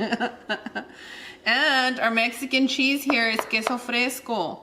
Don't be scared of queso fresco unless you're getting the one from your tia that's in like the yellow juice. Yeah, the yellow juice, non-pasteurized one is questionable, but it's good. And to make this even better, yes, I'm going to make this even better by adding some cotija. It just hits different. And lately, I don't even want to tell you how much I've been eating the past 3 days, but just know I'm a little embarrassed to be here today. All right, friends, let's go cheese it up. Add your butter to a medium hot pan. And while your butter's melting, place your bolillo over it. Just allow it to dance. Just like that.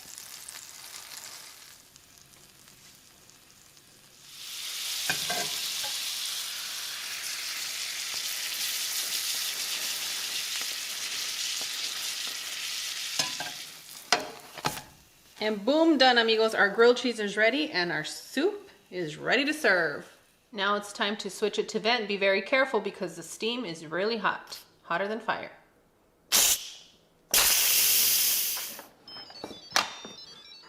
And boom, done. We have a big pot full of lentils. All right, amigos. Say ah. That's so rude. I'm just kidding. That'd be quite the taste. It would be divine.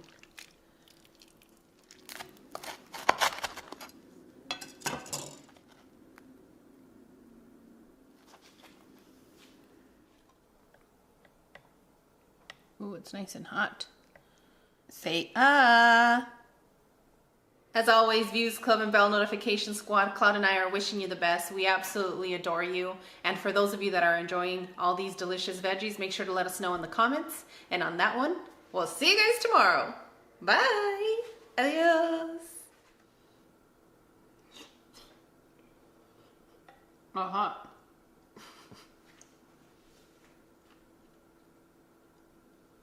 I'm going to put ice cubes in it. It's that hot. You like your soups that hot. I do, but then I start sweating and get all sniffly. Mm-hmm.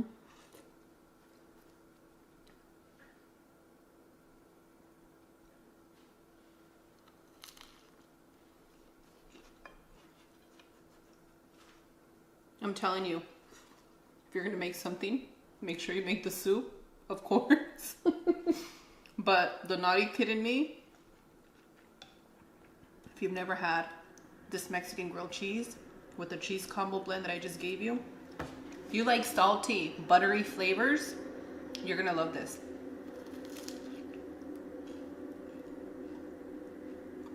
And it's one of those things in moderation, so make sure you're having your soup with your grilled cheese. My favorite part of the lentil soup are the lentils. The lentils? Mm-hmm. And the broth is so light, I love it.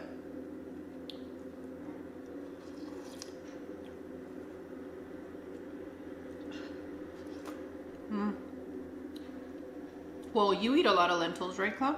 Once a week. So for those of you that have low iron levels, make sure you're eating your lentils. They're really good for you. Otherwise. Bye.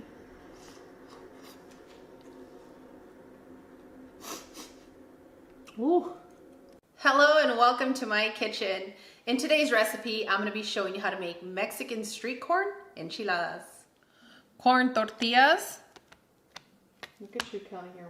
tortillas. No, I wasn't counting. You can use yellow, white, whatever corn tortillas you have. Make it comfortable for your home, amigos.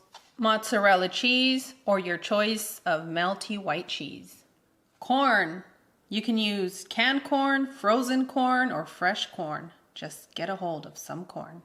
Mayonnaise, cotija cheese, queso fresco, and some half and half. For your toppings, you can use our favorites, tapatio, tajin, and a key lime. Place your pan on a medium heat and add a little bit of oil. Place your tortilla on your pan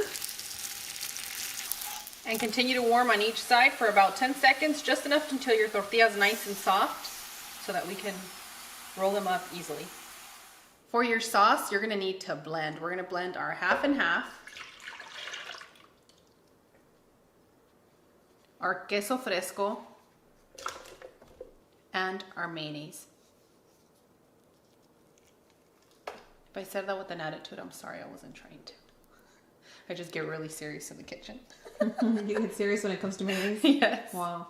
And food. And now we're just gonna blend until smooth. I'm using a Vitamix, but regardless, if you have a Ninja, if you have a Bullet, whatever you're using to blend, it's gonna work for this recipe. We just wanna break down the queso fresco and infuse it with the mayo. Oh my goodness. All the fattiness in here, all the flavor that's gonna come out. You guys are in for quite a treat. Blend? Yeah. And say it with me, amigos. Boom. And boom, done. Wow. You got excited? You guys got excited? We're so excited. Yay! I'm ready to eat. Pour a little bit of your sauce for the bottom. And I'm going to pour the remaining sauce into a bowl. Dip your tortilla. And now you want to add your cheese. Sprinkle some cheese. Your corn. Oh, you're all looking so excited. This already looks amazing. A little bit of the cotija cheese on the inside. For those of you that are new to the channel, welcome. And we have a lot of enchilada style recipes. You know, I just said if you don't have chile, it's not an enchilada, so. But that's how we refer to rolled up corn tortillas, right? That's right. How beautiful is that? So good. Yummy. Now we're just going to place it in our tray. But you are going to put chile on this. It's tapatio, so I guess it is. Yeah. It's going to get picosito.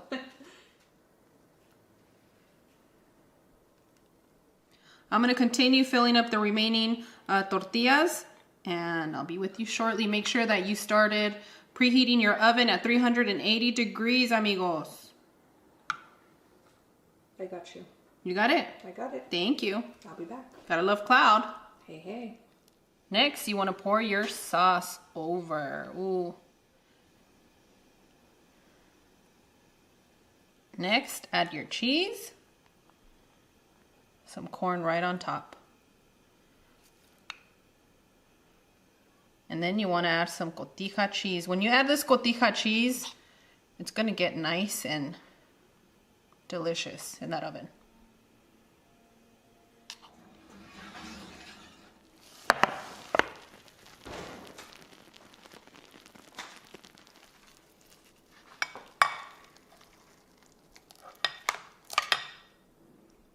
Guys, ready for a bite? Oh, that cheesy got cheesy. For my Mexican corn cocktail, my elote, I just cooked the corn in a little bit of butter and water. Sprinkle a little bit of salt.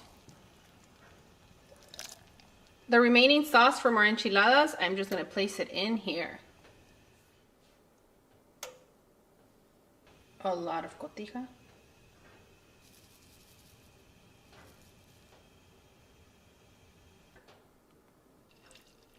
And that right there is just some lime juice. Woo! I love this. And I love us. This is going to be delicious. It's heavenly. As always, Views Club and Bell Notification Squad, Cloud and I are wishing you the best. We absolutely adore you. Make sure you stick around because we are doing a taste test here at the end, and sometimes you catch a few of our bloopers. And on that one, we'll see you guys tomorrow. Bye! Adios! And this wouldn't be complete without some tajin, hot sauce, and some lime. It smells so good and fresh. Ooh, It smells like street corn. it does. Say ah.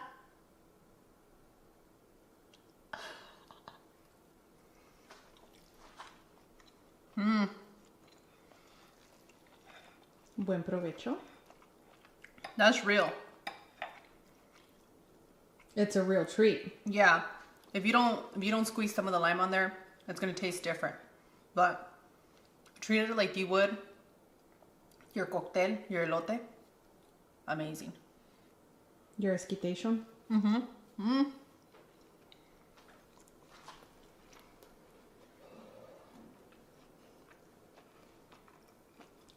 We just love corn around here. What can I say? I like corn. I know what they want to say to you. Those of them that know you, say it in the comments. What do I want to say? You know, it's a Nacho Libre reference. I'm going to share with you guys a drink that I've just been really wild about. You even came with a bottle opener? Yeah, girl, I'm ready. What you got there? Really loving this refrigerator. I get some Orb ice. Let me show you guys.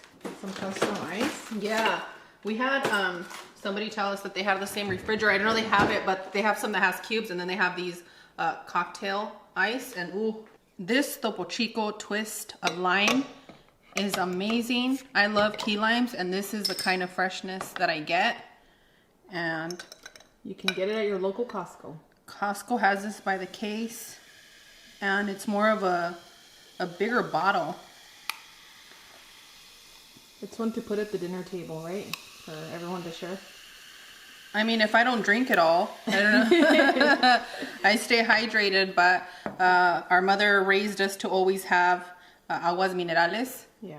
And she's like, that's how you stay hydrated. That's how you keep your skin to do this. And she gives me all the remedies. So I just honor my mother like I am for the rest of this Lent season. But I wanted to share with you guys that I really, really love this. So if you guys are having something to eat instead of getting your soda or your fully loaded agua frescas, try this twist of lime. It is amazing. So that's what I'm going to be eating today with Cloud.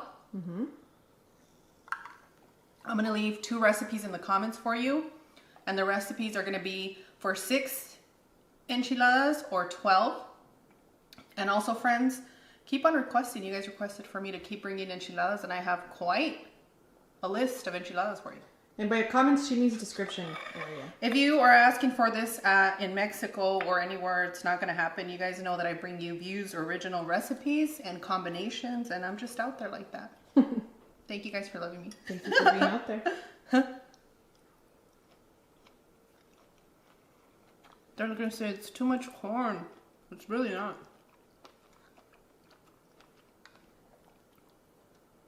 And this is great all year long. You know when you get all that corn for like 12 for $1? Yes. During the summertime, it's going to be perfect for that too.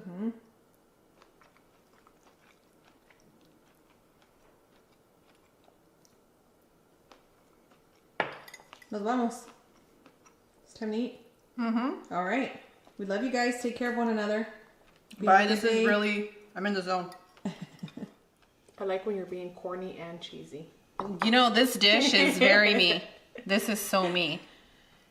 Hello and welcome. Today I'll be showing you how to make a quick and easy chicken stew, and make sure to stick around to the end so that I can show you how to make this recipe comfortable for your home. I have cubed chicken here. Add your black pepper, chicken bouillon, and a generous amount of garlic. Drizzle a little bit of olive oil. Next comes the fun part. We are going to mix all our ingredients.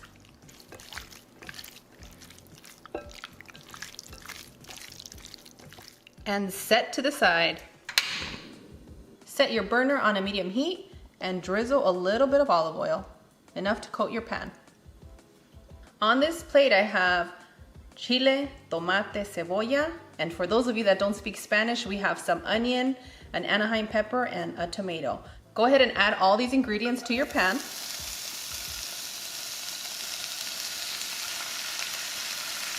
We love to hear that sizzle.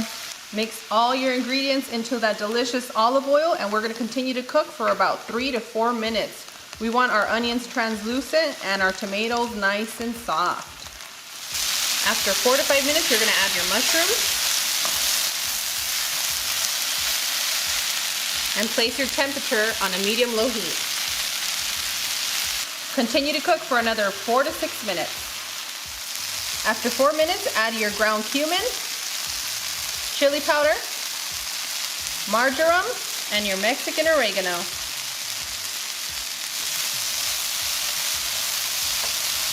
Raise your temperature to a medium heat right before you add your pieces of chicken.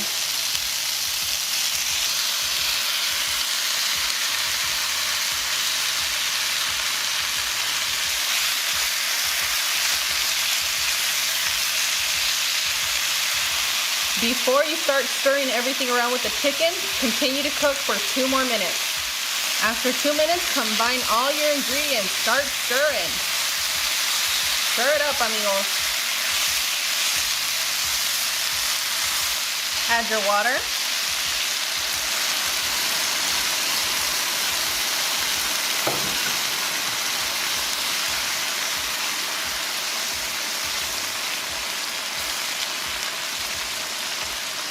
Make sure to caress the bottom of your pan with that spoon so we can get all those crusty flavors to come into that delicious broth we're starting to develop. Add your half and half. For this next ingredient, you can use yogurt, you can use Mexican crema. Today I'm using the Lala Mexican sour cream. Remember to make it comfortable for your home. Butter. Place your pan on a medium-low heat and continue to combine your ingredients. Once you've combined all your ingredients, you want to taste the broth that you have. And remember, you want to take a light hand if you're going to be adding a little bit more chicken bouillon or some salt. For me, all I need is just a tad bit more of salt. And the addition that I'm making is about 1/4 teaspoon. But as always, you can find the recipe in the description area. Yes, friends, all of our exact measurements are in the description area. They're starter recipes so that you can make it comfortable for your home. And what that means, if you like more oregano, add more oregano. If you like more chili powder, add that. It's your house. You have to do whatever you want and what your family likes. Continue to cook on a low heat for 5 more minutes. Go ahead and turn your burner off. Divine. But it doesn't stop here, okay? For those of you that like spice or more of a chili flavor, you want to add a serrano or a jalapeno. Just combine it in here, okay? It makes me so happy. You can take it out. You can serve your family right before you add the jalapeno. You can serve the kids. And if you like spice and nobody else does, then you can add your little jalapeno in there, but it's not so little. And our final touch is cilantro to taste. If you don't like cilantro, you don't have to have it, but I definitely prefer it. Combine all your ingredients and we're ready to serve.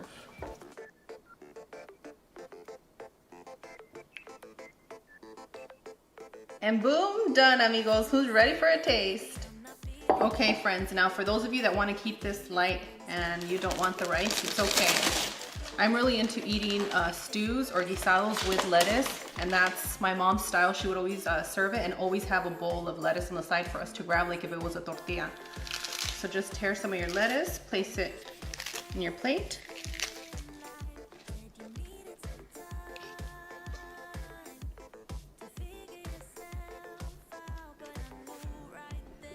A little more sauce. Yes, thank you for accommodating me. That's what you get for not eating your carrots yesterday. You get no rice. I ate some today. Say ah. Yes, Over, it's over. You do know that he loves to eat too. I am glad he likes to eat. Wow. Well, some people just eat to live. He loves food. Mmm. Yeah, girl, you threw yourself with this recipe. People are gonna say, Cloud's always hyping them up. No, because they're really that good. I'll tell you the truth. This is so good. You know, I love adding the jalapeno or your chili pepper at the end. because it's a subtle spice and it's flavorful. You're not boiling everything with that spice, but if you want that spice, start with that chili from the beginning. She said bring it. It's like, you know when that gravy hits that rice? I do know that feeling. It's so comforting. It is. It's magic. It's almost as good as a day on the beach. Hint, hint. Or in the mountains. That's another Hint, hint. hint. I'll take you there.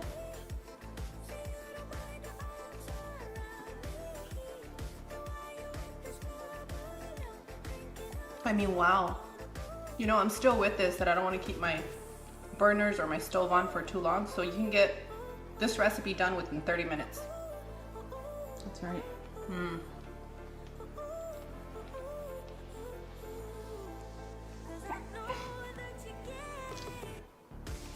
Ooh, I love the crunch of the jalapeno. No, no puedo. I can't stop. Don't do it. I can't stop. I can't stop. This is so good. I'm gonna cry. I'm gonna cry. As long as they're happy tears.